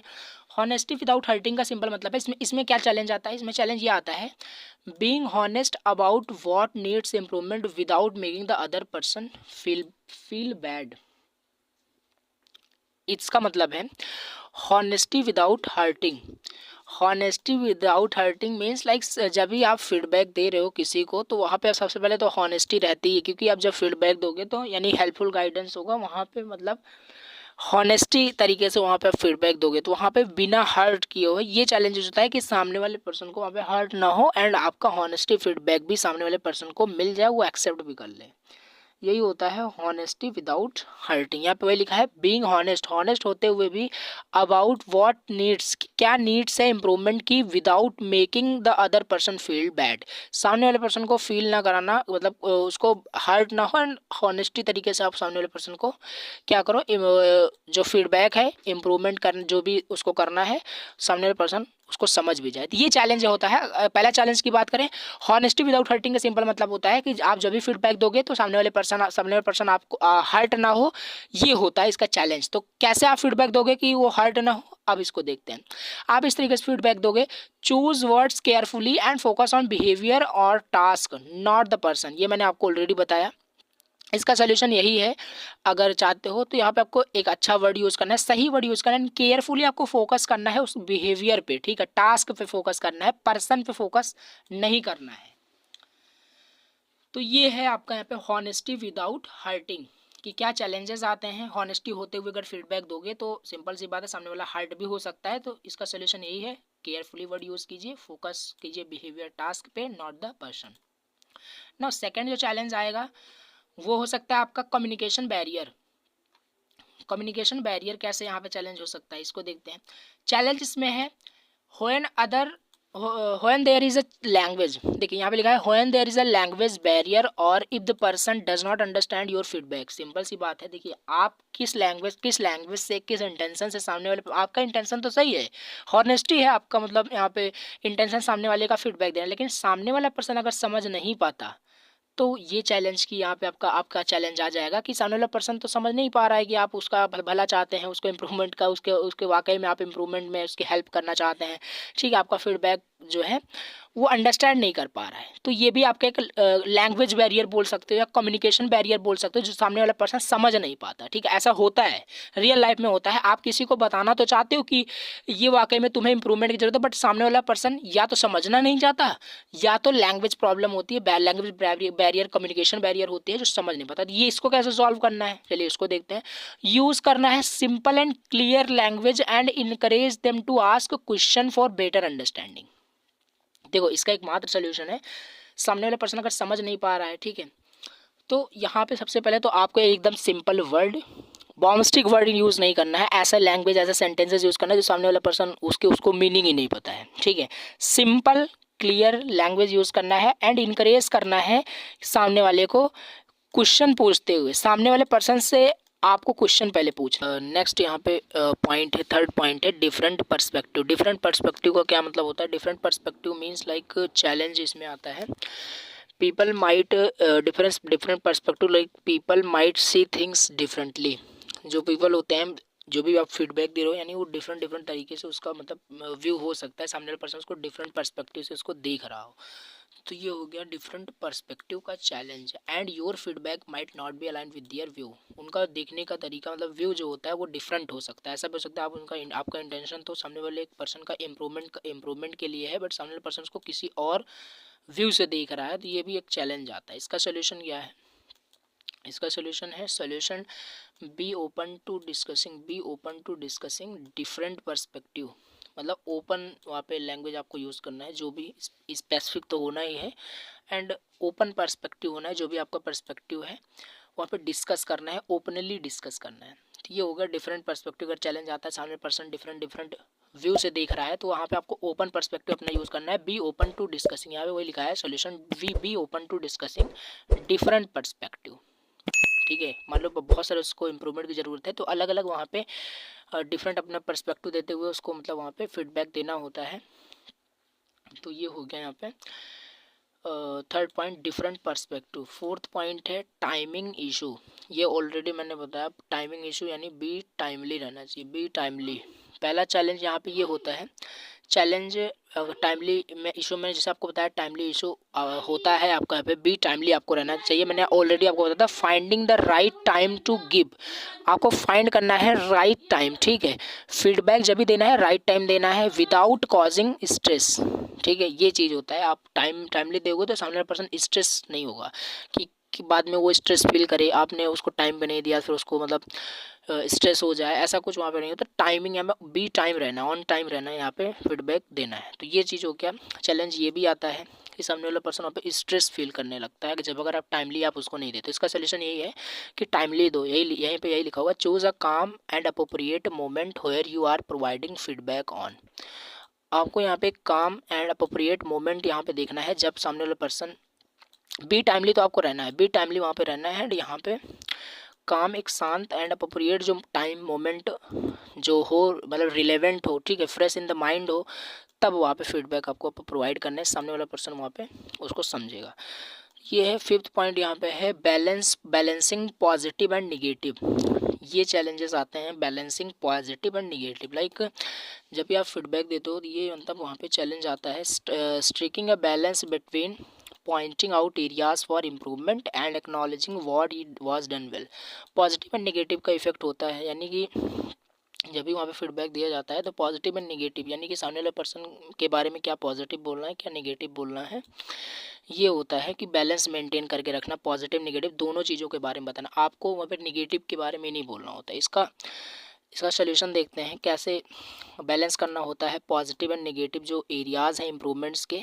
ठीक है, कुछ पॉजिटिव तरीके से इम्प्रूवमेंट की उसको ज़रूरत है, कुछ निगेटिव जो है, तो वो चीज़ यहाँ पे देखिए। इसका सोल्यूशन यहाँ पे है, स्टार्ट करना है विथ पॉजिटिव फीडबैक देन, मतलब आपको सबसे पहले उसको पॉजिटिव फीडबैक देना है कि उसको मतलब क्या वो अच्छा वहाँ पे कम्युनिकेट कर रहा है, क्या उसके बारे में क्या पॉजिटिव चीज़ें, पॉजिटिव चीज़ें पहले वहाँ पे करना होता है। देन उसके बाद वहाँ पे आप बता सकते हो यहाँ पे कि उसके बारे में क्या निगेटिव चीज़ें हैं। देन पॉजिटिव बताओगे तो सामने वाला पर्सन आपका फिर वहाँ पे सुनेगा लास्ट में। तो ये होता है फिफ्थ में बैलेंस कैसे करते हैं पॉजिटिव एंड निगेटिव जो भी फीडबैक है इसको। 6 पॉइंट है इंश्योरिंग क्लैरिटी।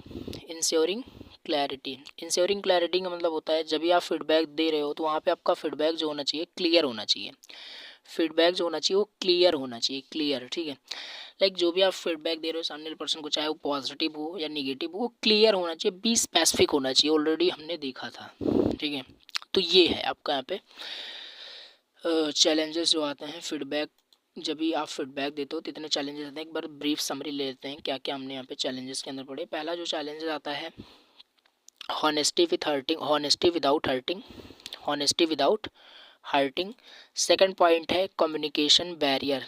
सेकंड पॉइंट आपका आता है कम्युनिकेशन बैरियर। पहला था आपका honesty without hurting, second point है कम्युनिकेशन बैरियर। चैलेंजेस सोल्यूशन वगैरह देखा, इसमें डिफरेंट पर्सपेक्टिव क्या हो सकता है, डिफरेंट व्यू से सामने वाला पर्सन देख सकता है ना। फोर्थ आपका टाइमिंग इशू हो सकता है, भी टाइम रहना है आपको, भी टाइमली एंड बैलेंस करना है पॉजिटिव एंड निगेटिव जो फीडबैक है उसको। एंड इसका सोल्यूशन भी देखा, आपको स्टार्ट करना है positive feedback then negative feedback आप बता सकते हो। इंश्योरिंग क्लैरिटी, आपका फीडबैक क्लियर होना चाहिए, क्लियर एंड स्पेसिफिक होना चाहिए, ऑलरेडी डिस्कस की। तो ये था सिलेबस का टॉपिक यहाँ पे, providing and receiving feedback. Now next lecture के अंदर हम देखेंगे डिफरेंस बिटवीन टैक्ट एंड। तो हमारा टॉपिक था यहाँ पे difference between tact and intelligence. हमने पीडीएफ ओपन कर लिया। अभी हम देखते हैं पहले कि टैक्ट क्या होता है, फिर देखेंगे इंटेलिजेंस किसे कहते हैं बहुत इजी वर्ड में, फिर इसमें डिफरेंस क्या होता है इजी तरीके से समझेंगे। ठीक है, तो चलिए देखते हैं टैक्ट क्या होता है। अगर मैं पहले आपको एग्जांपल की हेल्प से समझाऊंगा जिससे इजी वर्ड में आपको समझ में आ जाए, फिर डेफिनेशन वगैरह हम देखेंगे क्या है क्या नहीं। ठीक है, देखो टैक्ट क्या होता है। जैसे मैं आपको एक एग्जांपल दूं, जैसे मान लीजिए आपको कुछ ऐसा सेंसिटिव इन्फॉर्मेशन है, कुछ ऐसा डिफिकल्ट इन्फॉर्मेशन है जिसके ऊपर आपको कम्युनिकेशन करना है, किसी को कुछ बात बतानी है, बहुत सेंसिटिव बात है। ठीक है, बहुत ही मतलब गंभीर बात है, ऐसे समझ सकते हो, किसी को बतानी है, आपको अपने फ्रेंड को वो बात बतानी है। तो वो बात आप किस तरीके से बताते हो कि सामने वाला हर्ट ना हो, उसको सामने वाले को हार्म ना पहुंचे। ठीक है, उसको दुख ना हो, कुल मिला के आपकी बातों से उसको चोट न लगे, ऐसे अगर सिंपल इजी वर्ड में समझें, यही इसी को बोलते हैं टैक्ट। ये एक स्किल होती है जो मतलब हर किसी के अंदर नहीं होती। अब देखो मतलब काफ़ी सारे ऐसे पर्सन्स होते हैं जो कोई भी बात ऐसे मतलब इजी वे में कह देते हैं, सामने वाले की फीलिंग्स को वहाँ पे सोचते नहीं है कि कैसा सामने वाला फील कर रहा होगा, तो उनके अंदर टैक्ट जो ये स्किल होता है नहीं होता है। तो यहाँ पे डेफिनेशन वही लिखा है, tact refers to the ability to communicate sensitive or difficult information in a considerate and diplomatic manner without causing offense or harm। Simple लिखा हुआ है, किसी को हार्म ना पहुंचे, किसी को हर्ट ना हो, आप सेंसिटिव एंड जो डिफिकल्ट इन्फॉर्मेशन है उसको इजी वे में डिप्लोमेटिक मैनर में क्या कर रहे हो, कम्युनिकेट कर पा रहे हो, यही होता है टैक्ट। और भी यहाँ पे डेफिनेशन लिखा है, tact is being nice and careful with your words and actions, it's like knowing how to say things without hurting anyone's feeling. बहुत इजी वर्ड में यहाँ पे मैंने नोट्स बनाए हैं, आप इसको समझ में आ गया होगा टैक्ट क्या होता है। मैं ज़्यादा इसमें आपको डीपली नहीं बताना चाहता। ठीक है, टैक्ट सिंपल सी चीज़ है कि आप अपने वर्ड्स का सही इस्तेमाल कर रहे हैं, सामने वाले आप ऐसे वर्ड्स का वहाँ पे यूज़ कर रहे हैं कि सामने वाले को हर्ट ना हो रहा हो। ठीक है, सामने वाले की फीलिंग्स को आप ध्यान में रखते हैं, यही होता है सिंपल टैक्ट। अब हम देखते हैं, अगर आपसे कोई पूछता है इंटेलिजेंस क्या है, इंटेलिजेंस, ठीक है, समझ में कुछ आ रहा होगा कि इंटेलिजेंस वर्ड आप बहुत सुने होंगे कि ये आपका फ्रेंड इंटेलिजेंट है, आप इंटेलिजेंट हो, तो इंटेलिजेंट से ही वो इंटेलिजेंस बना हुआ है। अब इंटेलिजेंस क्या होता है, आप जो सोच रहे हो वही है इंटेलिजेंस। मैं आपको एक वर्ड में बताऊं इंटेलिजेंस क्या होता है, इंटेलिजेंट पर्सन कौन होता है, तो एक वर्ड में इसकी डेफिनेशन अगर आपको किसी को बतानी कि इंटेलिजेंट क्या है, इंटेलिजेंस का मतलब क्या होता है, ऐसा पर्सन जिसको वर्ल्ड का मतलब नॉलेज हो, जो वर्ल्ड को समझ पा रहा हो, ठीक है, जो हमारे चारों ओर जो वर्ल्ड है इसको अंडरस्टैंड कर पा रहा हो, वही होता है इंटेलिजेंट पर्सन। अब यहाँ पे इसकी डेफिनेशन मैं आपको थोड़ा बता देता हूँ, देन आपको ज़्यादा क्लियर हो जाएगा। Intelligence is about being able to learn new things, solve problems and the main point understand the world around us. Intelligent का सिंपल मतलब यही होता है, इंटेलिजेंट पर्सन वही होता है जो चारों ओर हमारे ये वर्ल्ड है, ठीक है, लोगों को समझ रहा हो, ठीक है, वर्ल्ड को अंडरस्टैंड कर रहा हो, वही होता है एक इंटेलिजेंट पर्सन। अब ऐसा नहीं है आपका फ्रेंड पढ़ने में बहुत अच्छा है, ठीक है, तो वो इंटेलिजेंट हो गया। अब एज आप समझ सकते हो इंटेलिजेंट पर्सन, आप बोलते होंगे कि आपका फ्रेंड इंटेलिजेंट है, बट अगर उसको सही तरीके से देखें तो अगर उसको बाहरी चीज़ों का भी नॉलेज है, मतलब वर्ल्ड को समझ पा रहा है, देन वो एक इंटेलिजेंट पर्सन होगा। अदरवाइज किसी प्रॉब्लम को सॉल्व करना, ठीक है, तो ये चीज़ है कुल मिला के इंटेलिजेंस का। अगर एक वर्ड में हम डिफिनीशन समझे, इंटेलिजेंट पर्सन वही होता है जो प्रॉब्लम को सॉल्व कर रहा हो और साथ ही साथ नई चीज़ों को लर्न कर रहा हो, और साथ ही साथ मेन पॉइंट ये है अंडरस्टैंड कर रहा हो द वर्ल्ड अराउंड, जो हमारे चारों ओर जो वर्ल्ड है उसको अंडरस्टैंड कर रहा हो, यही होता है कि इंटेलिजेंट पर्सन। इंटेलिजेंस इसी को कहते हैं। अब एक थोड़ा सा और भी यहाँ पे लिखा है, it's like having a sharp and clever mind that helps you make good decision and navigate the world around अस। देखिए यहाँ पे फिर से वही चीज़ आ गई, ऐसा पर्सन जो नेविगेट कर रहा हो लोगों को, वर्ल्ड में जो मतलब पीपल हैं उनको नेविगेट कर रहा हो, सही रास्ता मतलब दिखा रहा हो, यही चीज़ होता है कि इंटेलिजेंट पर्सन उसी को कहते हैं। लाइक उनका जो माइंड होता है वो क्लेवर होता है, clever mind that helps you make good decision, good decision वो आपको दे रहे हो, वो चीज़ होती है आपके यहाँ पे इंटेलिजेंस, उसे ही कहते हैं, वही चीज़ होता है इंटेलिजेंट पर्सन, उसी को कहते हैं। तो ये चीज़ है, ये सारी अगर चीज़ें अगर आपके फ्रेंड के अंदर है, इट मीन्स आपका फ्रेंड एक इंटेलिजेंट पर्सन है, ठीक है, आप इस तरीके से समझ सकते हो। तो ये चीज़ें हैं, इंटेलिजेंस क्या है, टैक्ट क्या होता है, और मैंने आपको एक्सप्लेन कर दिया। अब एक्चुअल में अगर अब डिफरेंस अगर आपको आता है तो आप बता सकते हो डिफरेंस क्या है। अभी इसका हम डिफरेंस भी देखते हैं यहाँ पे, difference between tact and intelligence, ठीक है। तो आपको यहाँ पे डिफरेंस क्या क्या होता है, अभी यहाँ पे मैं आपको बताता हूँ। एस्पेक्ट यहाँ पे क्या है, पहला डिफिनीशन आपको यहाँ पे पहला डिफरेंस में आप लिख सकते हो। अगर टैक्ट एंड इंटेलिजेंस में आपको डिफरेंस बताना है तो आप यहाँ पे डेफिनीशन दे सकते हो। जैसे कि डेफिनीशन टैक्ट की क्या होती है, being considerate and careful in action. Simple सी बात है, जब भी कम्युनिकेशन कर रहे हो तो आप केयरफुली कम्युनिकेशन करो, कंसाइडरेट एंड डिप्लोमेटिक मैनर में आपको कम्युनिकेशन करना है, ठीक। कुल मिला के यहाँ पे कम्युनिकेशन जो ऐसा करो जो सामने वाले को हर्ट ना हो, हार्म ना पहुँचे, ठीक है, ये हो गया। जबकि इंटेलिजेंस का क्या मतलब होता है, to learn new things and solve problems and explore the world around us, okay. तो ये चीज़ है, इसकी डेफिनेशन आप पहला लिख सकते हो डिफरेंस में। बाकी मैंने डीपली में आपको बताया विद एग्जांपल कि टैक्ट एंड इंटेलिजेंस होता क्या है, आप अपने से भी बहुत सारी चीज़ें यहाँ पे लिख सकते हो। अब दूसरा पॉइंट आपका यहाँ पे है फोकस। पहला हो गया आपका डिफिनेशन, दूसरा हो गया फोकस। टैक्ट का फोकस क्या होता है, ठीक है, focus on being considerate and gentle in interaction.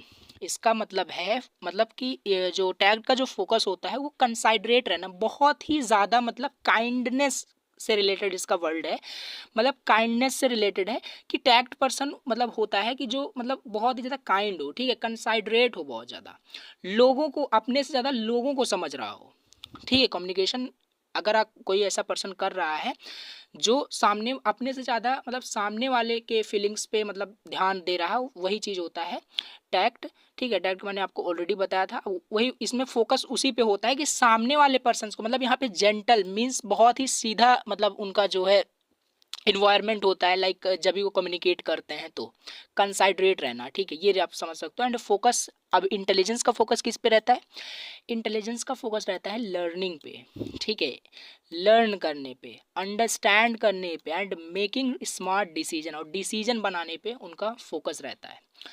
अब यहाँ पे तीसरा जो पॉइंट है आउटकम, आउटकम क्या निकल के आता है, टैक्ट का आउटकम क्या है, इंटेलिजेंस का क्या आउटकम है। ये जो मैं एस्पेक्ट बता रहा हूँ ये ऐसा नहीं है एज इट इज़ आपको यही याद करना है, यही आपको पेपर में लिख के आना है, ऐसा कुछ नहीं है।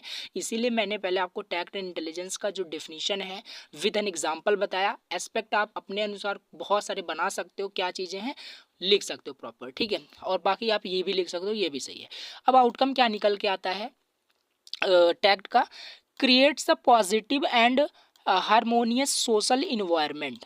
सिंपल सी बात है, अगर आप किसी से मतलब बहुत ही काइंडनेस के साथ कम्युनिकेशन करते हो, बात करते हो किसी से, तो सिंपल सी बात है कि पॉजिटिव इम्पैक्ट पड़ेगा आपकी पर्सनैलिटी पर। Plus point harmonious social environment, ठीक है। तो ये भी बहुत ही ज़्यादा मतलब कुल मिला के आउटकम इसका निकल के ये आता है कि एक पॉजिटिव इन्वायरमेंट क्रिएट होगा लोगों से जब भी आप कम्युनिकेट करोगे बहुत ही काइंडनेस के साथ, ठीक है। किसी को हार्म ना हो, हर्ट ना हो, तो एक अच्छा सोशल इन्वायरमेंट क्रिएट होता है पर्सन्स के साथ, ठीक है। ये हो गया आउटकम क्या निकल के आता है इंटेलिजेंस का, leads to informed decision and effective problem solving. Means इसका आउटकम निकल के आता है जब भी एक इंटेलिजेंट पर्सन से आप कम्युनिकेट करोगे, बात करोगे, जैसे मान लो आपका लेट सपोज एक एग्जांपल लेते हैं, आपका फ्रेंड बहुत ज़्यादा इंटेलिजेंट है। जब आप उस इंटेलिजेंट पर्सन से, अपने इंटेलिजेंट फ्रेंड से बात करोगे, ठीक है, कम्युनिकेट करोगे कुछ प्रॉब्लम्स, तो वहाँ पे आउटकम क्या निकल के आएगा कम्युनिकेशन करने का। कम्युनिकेशन आप तभी करोगे, कोई प्रॉब्लम होगा, आप उसको प्रॉब्लम बताओगे तो वो प्रॉब्लम उसको सॉल्व करेगा, तो सोल्यूशन निकल के एक आउटकम आ रहा है, ठीक है, उसको समझ सकते हो। यानी कि प्रॉब्लम को सॉल्व कर रहा है आपका फ्रेंड। कुछ डिसीजन लेना है तो आप उससे सजेशन ले सकते हो, तो ये चीज़ है आउटकम, ये निकल के आता है इंटेलिजेंस के अंदर, ठीक है। एंड अब एग्जाम्पल यहाँ पे हम देख लेते हैं। टैक्ट में एग्जाम्पल आप भी दे सकते हो, एक एस्पेक्ट ये भी हो सकता है। चूजिंग राइट वर्ड्स यहाँ पे मैंने दिया है, choosing right words carefully to avoid hurting someone's feeling. ये एक एग्जाम्पल दे सकते हो कि टैक्ट का आखिर मतलब क्या होता है। एक एग्जाम्पल आप लिख सकते हो बना करके यहाँ पे कि आप सही वर्ड का मतलब यूज़ करें, ठीक है, हर्ट ना हो, हार्म ना पहुँचे सामने वाले की फीलिंग्स को, ये चीज़ है इसका एग्जाम्पल। अब इंटेलिजेंस का क्या एग्जाम्पल है, इंटेलिजेंस का एग्जाम्पल लाइक लर्न करना new skill quickly and solving a complex puzzle. कोई कॉम्प्लेक्स पजल है, ये एग्जाम्पल यहाँ पे आप पढ़ रहे हो, ठीक है, एग्जाम्पल आप देख रहे हो। कोई कॉम्प्लेक्स पजल है उसको अगर सॉल्व करता है तो वो भी एक इंटेलिजेंस का एग्जाम्पल हुआ। कोई स्किल क्विकली अगर सीखना है, ठीक है, स्किल तो हर कोई सीख रहा है, बट क्विकली और इफेक्टिव मैनर में जो सीख रहा है वही एक इंटेलिजेंट पर्सन होता है, वही स्मार्ट पर्सन होता है, आपको पता ही है।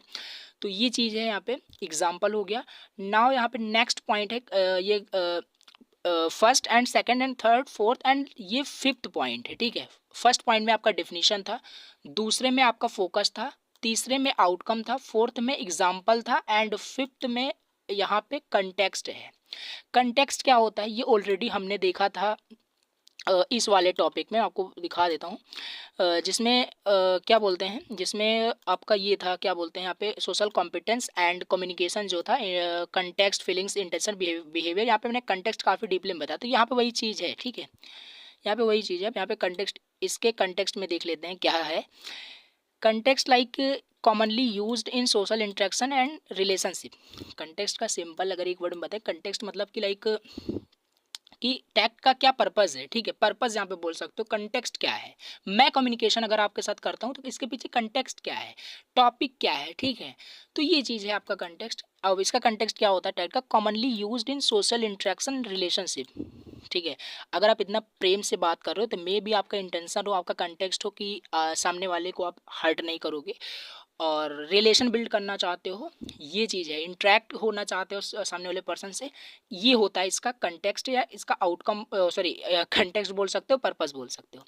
एंड साइड में देखें इंटेलिजेंस का, used in cognitive task and problem solving scenarios. अब इंटेलिजेंस आपका कहाँ उपयोग होता है, अगर आप एक इंटेलिजेंट पर्सन हो या आपका फ्रेंड इंटेलिजेंट फ्रेंड है, तो वो इंटेलिजेंस कहाँ पे यूज़ होगा, वही पर्पज़ आपको यहाँ पे लिखना है। पर्पज़ बोलिए या इसको कंटेक्स्ट बोलिए। सॉल्व मतलब कोई प्रॉब्लम सॉल्विंग सिनेरियो हो गया, वहाँ पे इंटेलिजेंस आपका काम आएगा। कोई कॉग्निटिव टास्क हो गया, यानी मतलब कोई इंपॉर्टेंट टास्क हो गया, उसको कंप्लीट करना है, तो ये चीज़ है यहाँ पे इसका कंटेक्स्ट टैक्ट एंड इंटेलिजेंस का। एप्लीकेशन इंपॉर्टेंट है, एप्लीकेशन जान लेते हैं।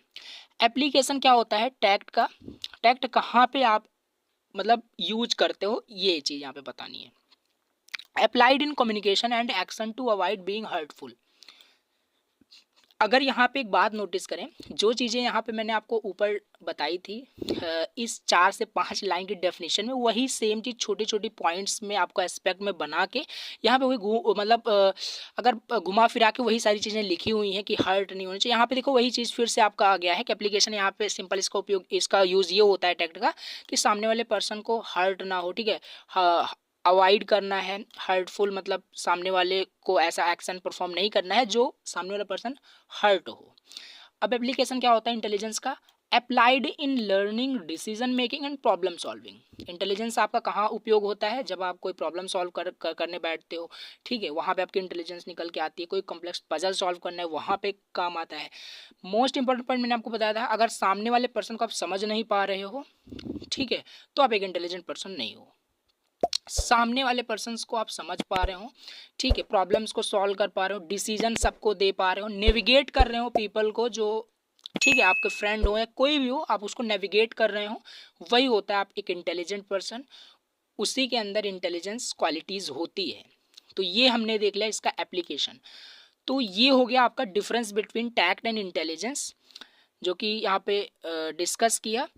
बाकी आज के इस लेक्चर में इतना ही रखते हैं। नेक्स्ट लेक्चर के अंदर हम डिस्कस करेंगे नेक्स्ट टॉपिक, ठीक है, नेक्स्ट लेक्चर के अंदर हम डिस्कस करेंगे नेक्स्ट टॉपिक जो है आपका इमोशनल इंटेलिजेंस। ध्यान देना, ये चीज़ आप याद रखना, ठीक है, इंटेलिजेंस आपको याद रखना है। इंटेलिजेंस क्या होता है? जो चीज़ें मैंने बताई उसी से रिलेटेड आपका इमोशनल इंटेलिजेंस है, और trust through communication emotional intelligence के अंदर ही पढ़ना है। तो यानी नेक्स्ट लेक्चर के अंदर हम देखेंगे emotional intelligence, trust through communication, ये चीज़ हम देखने वाले हैं। लास्ट फिर टॉपिक बचेगा थिंकिंग स्किल्स, मोस्ट इंपॉर्टेंट है, इसकी मीनिंग क्या होती है, टाइप्स वगैरह हम फर्दर यहाँ पे मूव करेंगे, ठीक है, टॉपिक। एंड अभी हम देखते हैं इजी वर्ड में इमोशनल इंटेलिजेंस क्या है एंड ट्रस्ट थ्रू कम्युनिकेशन क्या होता है।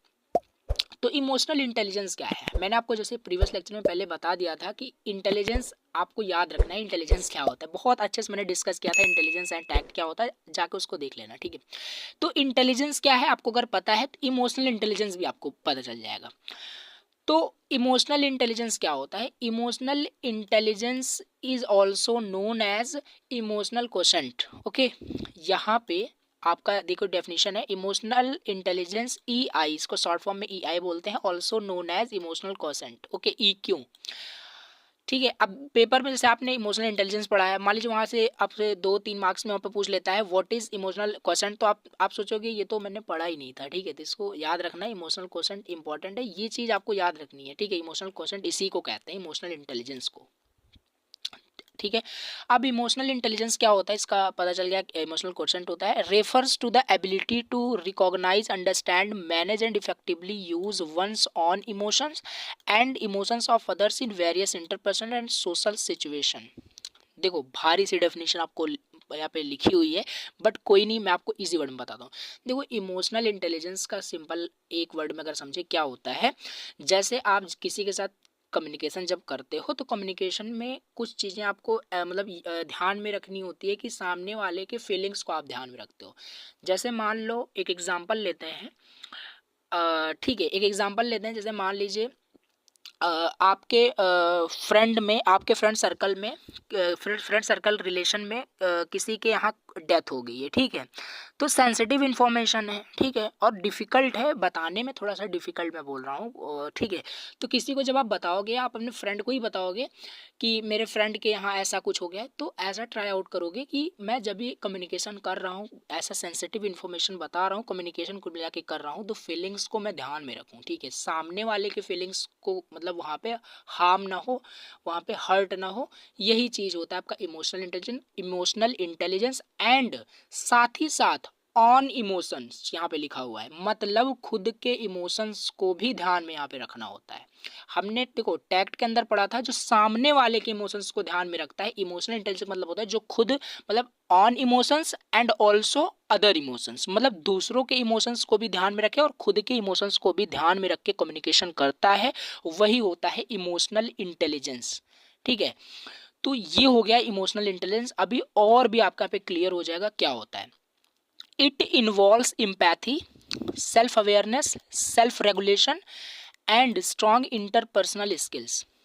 अब इमोशनल इंटेलिजेंस के अंदर आपका काफ़ी सारे स्किल्स आते हैं, जैसे इम्पैथी होना, ठीक है, दूसरों के फीलिंग्स को समझना और खुद के प्रति अवेयर भी रहना कि ठीक है कि सामने वाले के फीलिंग्स को आप ध्यान में रखते हुए आप अपने ही फीलिंग्स को ध्यान में नहीं रख रहे हो, ठीक है, आप अपने पर्सनैलिटी या अपने कुछ जो भी सेल्फ रेगुलेशन जो रूल हैं आपने बनाए हैं, ठीक है, कि हमेशा हमें यस यस नहीं करना है। जैसे ऐसा होता नहीं है कम्युनिकेशन में, आप यस यस सामने वाले के फीलिंग्स को ध्यान में रखते हुए आप बोलते रहते हो, उसके उसके साथ एग्री हमेशा रहते हो, ठीक है, तो ऐसा नहीं है, आप सेल्फ रेगुलेशन लाइक आपने जो रूल बनाया है, नो भी कहना आपको आना चाहिए। ये चीज़ होता है कि आप खुद के इमोशन को भी ध्यान में रखते हो, सामने वाले के इमोशन को भी ध्यान में रखते हो। यही सिंपल इंटरपर्सनल स्किल्स, यही सारी चीज़ें आपकी होती है, ठीक है।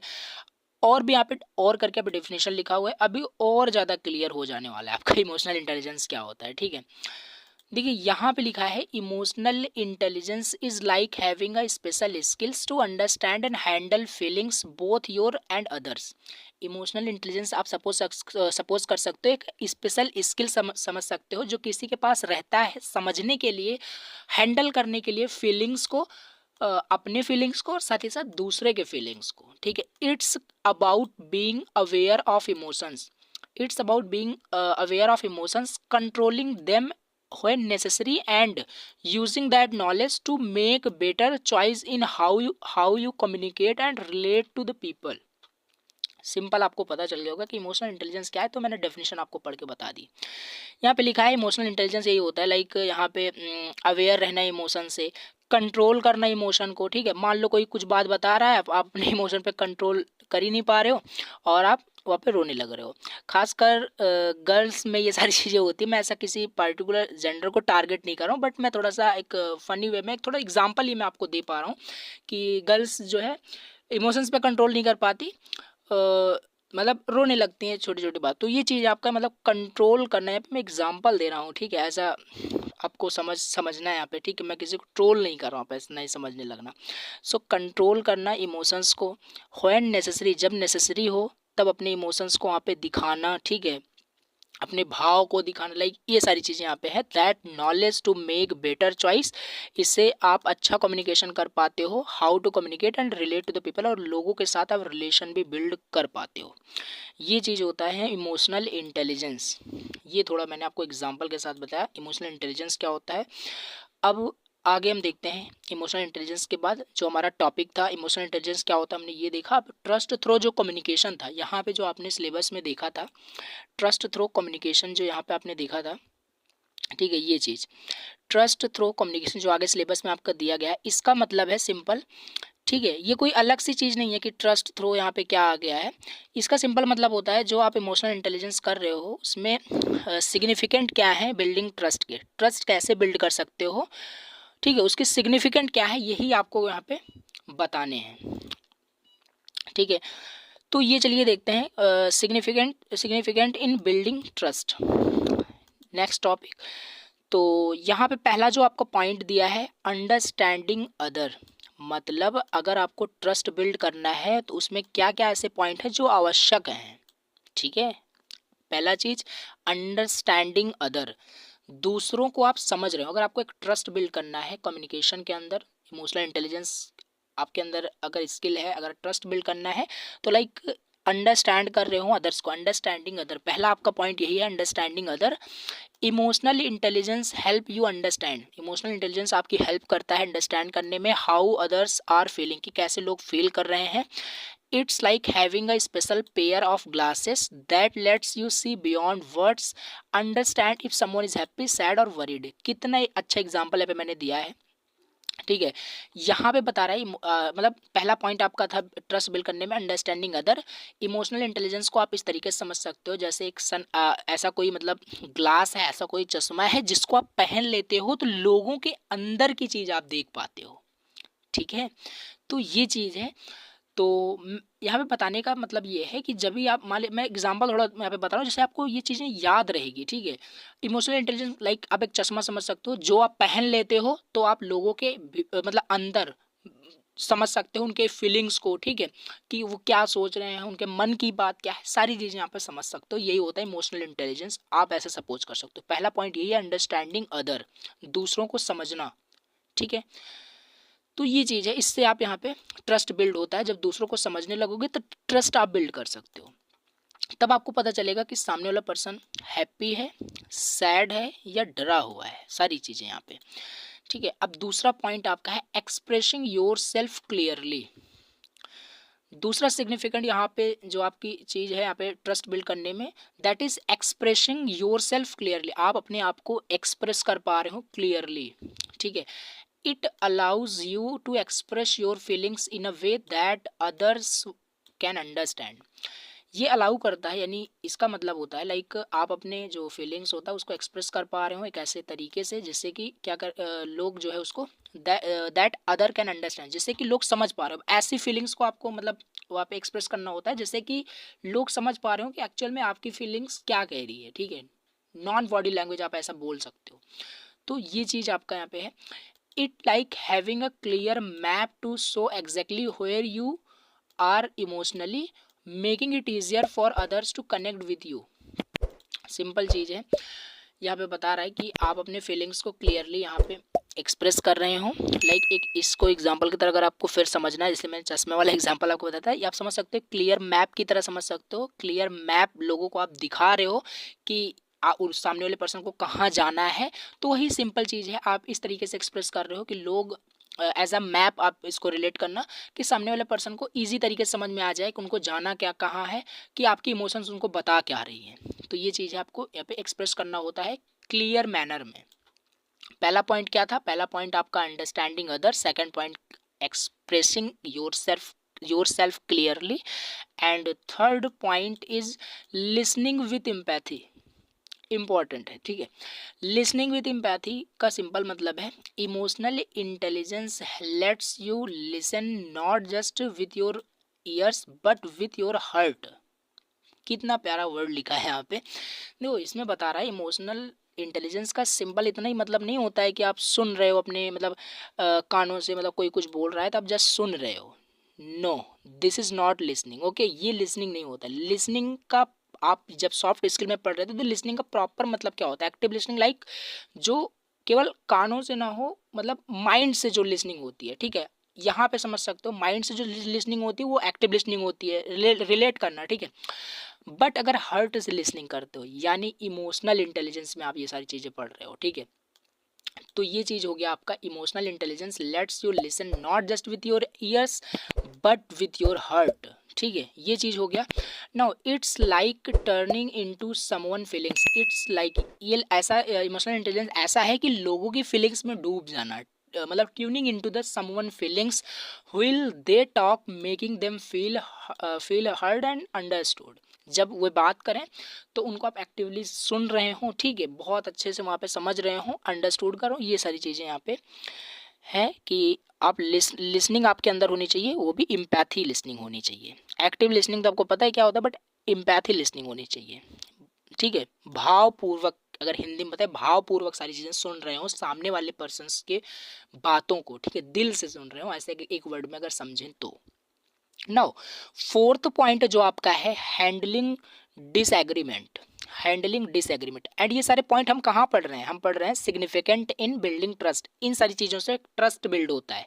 अगर लिसनिंग करोगे एम्पैथी से, ट्रस्ट बिल्ड होगा, सामने वाला पर्सन आपकी केयर करेगा, आप उनकी केयर करेंगे। आप यहाँ पे दूसरा पॉइंट कहते हैं, मैं रिवाइज कर देता हूँ, लिसनिंग विद एम्पैथी आपने देखा। इसके बाद एक्सप्रेस करना अपने इमोशंस को क्लियरली, लाइक फर्स्ट था अंडरस्टैंड करना दूसरों को, इस तरीके से यहाँ पे ट्रस्ट बिल्ड होता है। फोर्थ पॉइंट है हैंडलिंग डिसएग्रीमेंट। जब भी आप डिसएग्रीमेंट हो, जब भी आप डिसएग्री हो तो ध्यान देना है, कभी भी किसी की बात से अगर आपको डिसएग्री आप हो, एक्चुअल में आप सही हो, ठीक है, अपनी तरफ से सही हो, अगर आप किसी की बात को डिसएग्री कर रहे हो, आपको पता है लर्न टू से, आपको पता है रूल जो नो बोलना चाहिए सभी को। तो डिसएग्री अगर किसी से हो तो एक्चुअली में आपको किस तरीके से डिसएग्री होना है, कैसे कम्युनिकेट करना है, सामने वाले पर्सन के इमोशंस को ध्यान में रखना है। ठीक है, तो ये चीज़ यहाँ पे वही लिखा है, where there is a disagreement emotional intelligence helps you stay calm and find a solution. कोई ऐसा डिसएग्रीमेंट है जो वाकई में अगर रियल है तो डिसएग्रीमेंट आप हो सकते हो, डिसएग्री हो सकते हो, कोई प्रॉब्लम नहीं, बट वहाँ पे काम हो करके, ठीक है, रिलैक्स मूड में वहाँ पे आपको क्या करना है, डिसएग्री करना है, किसी की भी बात को आप डिसएग्री आपको करना है तो कर सकते हो, बट एक्चुअल में वो डिसएग्री मतलब जो पॉइंट होना चाहिए वो डिसएग्रीबल होना चाहिए, ठीक है, मतलब लोग सच में मतलब डिसएग्री होने लायक हो ऐसा कुछ अगर पॉइंट है तो, ठीक है।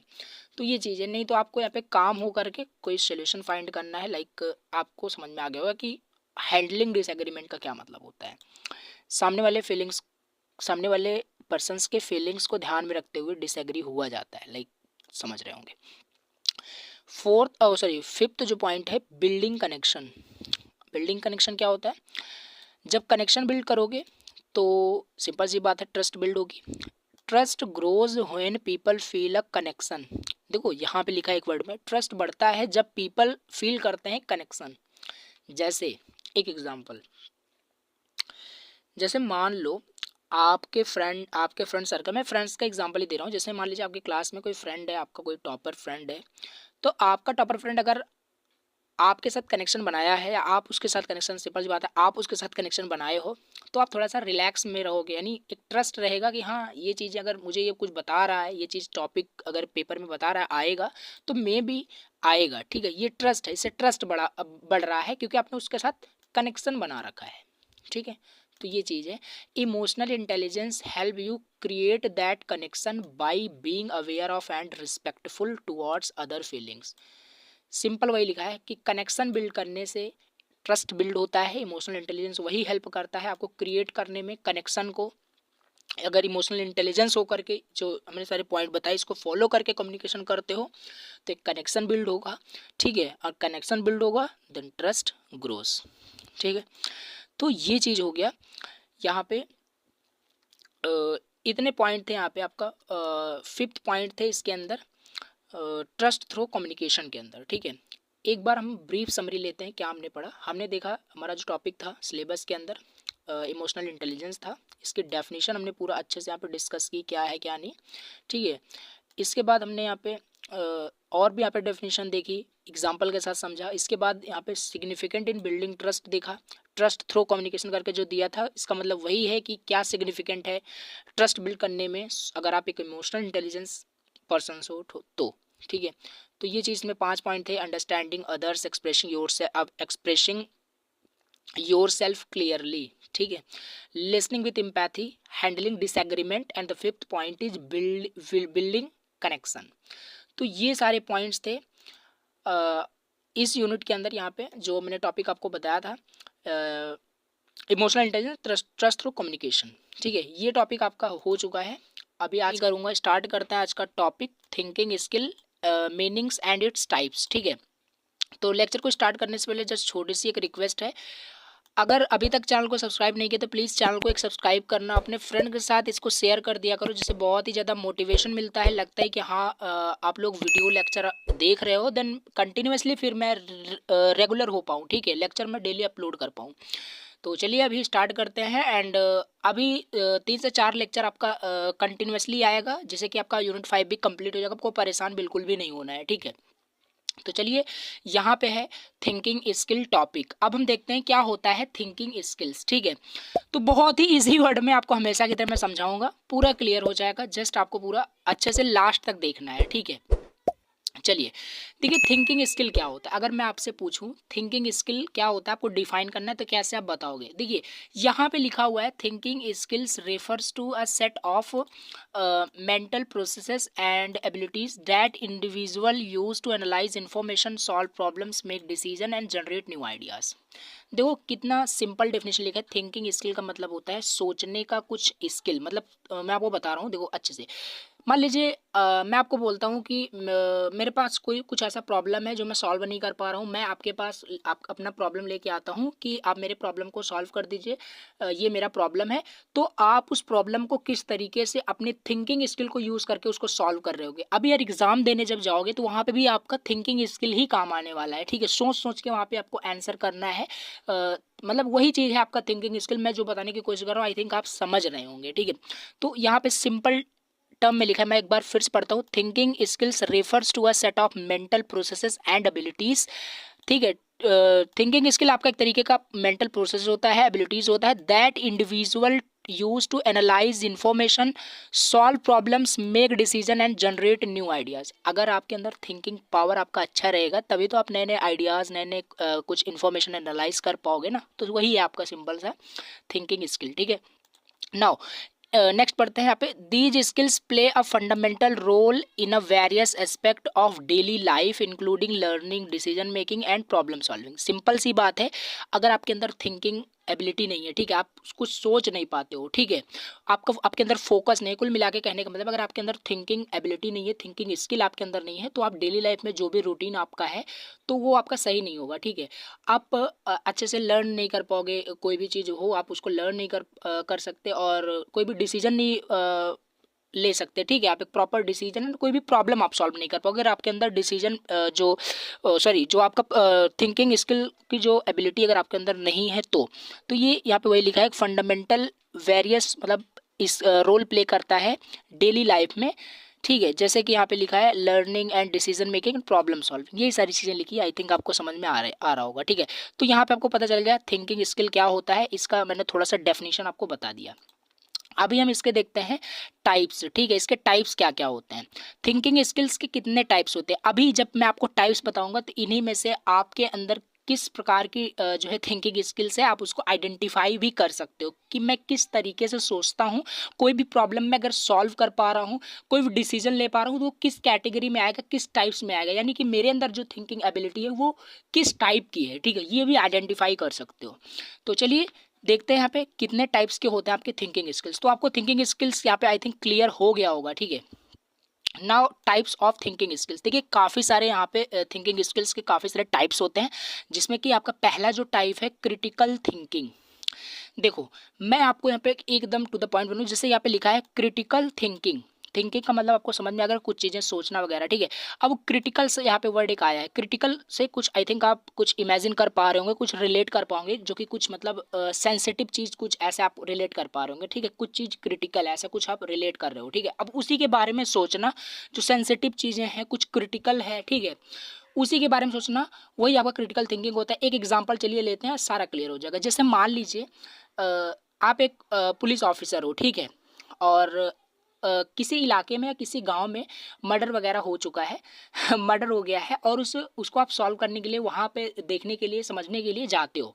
तो वहाँ पे जो आपकी थिंकिंग होगी, आप समझोगे क्या क्या एविडेंस, क्या चीज़ कैसे है, कैसे मर्डर हुआ, कितने बजे, सारी चीज़ जो एनालाइज करोगे, जो थिंकिंग वहाँ पे उस टाइम आपके अंदर होगी, वही थिंकिंग आपकी क्या कहलाएगी, क्रिटिकल थिंकिंग। सिंपल चीज़ है, इसको आप एकदम एग्जाम्पल लिख सकते हो एग्जाम में, कोई प्रॉब्लम नहीं है। ठीक है, ये चीज़ है। अब इसको चलिए हम पढ़ लेते हैं, क्या पे लिखा है, critical thinking helps you analyse information, figure out what's important and make smart decision. Simple सी बात है, किसी अगर मर्डर में, जैसे आप एग्जांपल में लेके चलूंगा, पुलिस ऑफिसर हो, आप गए हो तो वहाँ पे आपको ये इंपॉर्टेंट मतलब इन्फॉर्मेशन को एनालाइज आप वहाँ पे करते हो। ठीक है, जाते हो तो वहाँ पे स्मार्ट डिसीजन भी आप लेते हो कि क्या एक्चुअल में कैसे क्या हुआ। तो ये सारी चीज़ें यहाँ पे क्रिटिकल थिंकिंग के अंदर आती है।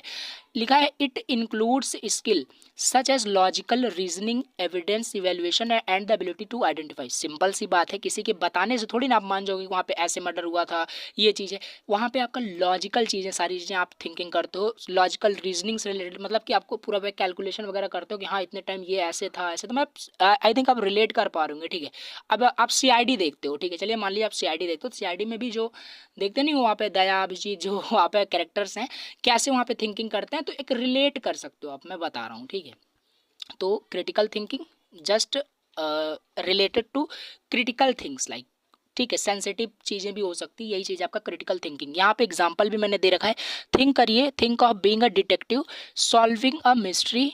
ठीक है, आप मान लीजिए आप एक डिटेक्टिव हो जो किसी मिस्ट्री को आप सॉल्व कर रहे हो, तो वहाँ पे भी जो थिंकिंग आप यूज़ करोगे वो भी आपका क्या है, क्रिटिकल थिंकिंग है। आगे भी यहाँ पे लिखा है, हम पढ़ते हैं यहाँ पे, लिखा है critical thinking is like examining close.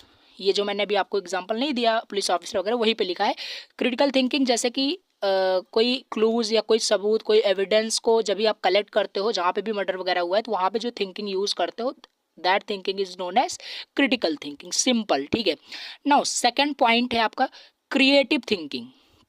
अब क्रिएटिव थिंकिंग क्या होता है, ये भी देखो नाम से ही समझ में आ रहा है। अगर आप पॉइंट भी याद रखते हो तो आप खुद से भी लिख सकते हो। क्रिएटिव मतलब कि यहाँ पे कुछ चीज़ क्रिएट करना, नए नए चीज़ें आपको बनाना, नए नए प्रोजेक्ट क्रिएट करना, आइडियाज़ क्रिएट करना, क्रिएटिव थिंकिंग मतलब जिसका होता है वही आपका यहाँ पे क्रिएटिव थिंकिंग उसको कहते हैं। अब जैसे यहाँ पे मैं बात करूँ, पिक्चर करिए अपने आप को कि आप एक आर्टिस्ट हो, ठीक है, विथ अ ब्लैंक कैनवास। आपके पास क्या है, एक सफ़ेद पन्ना है, केवल आपके पास पेन एंड पेपर है और आपके पास कुछ नहीं है। आप पिक्चर एक इमेजिन करिए, आप एक आर्टिस्ट हो, आपके पास एक ब्लैंक कैनवास है, ब्लैंक पेज है।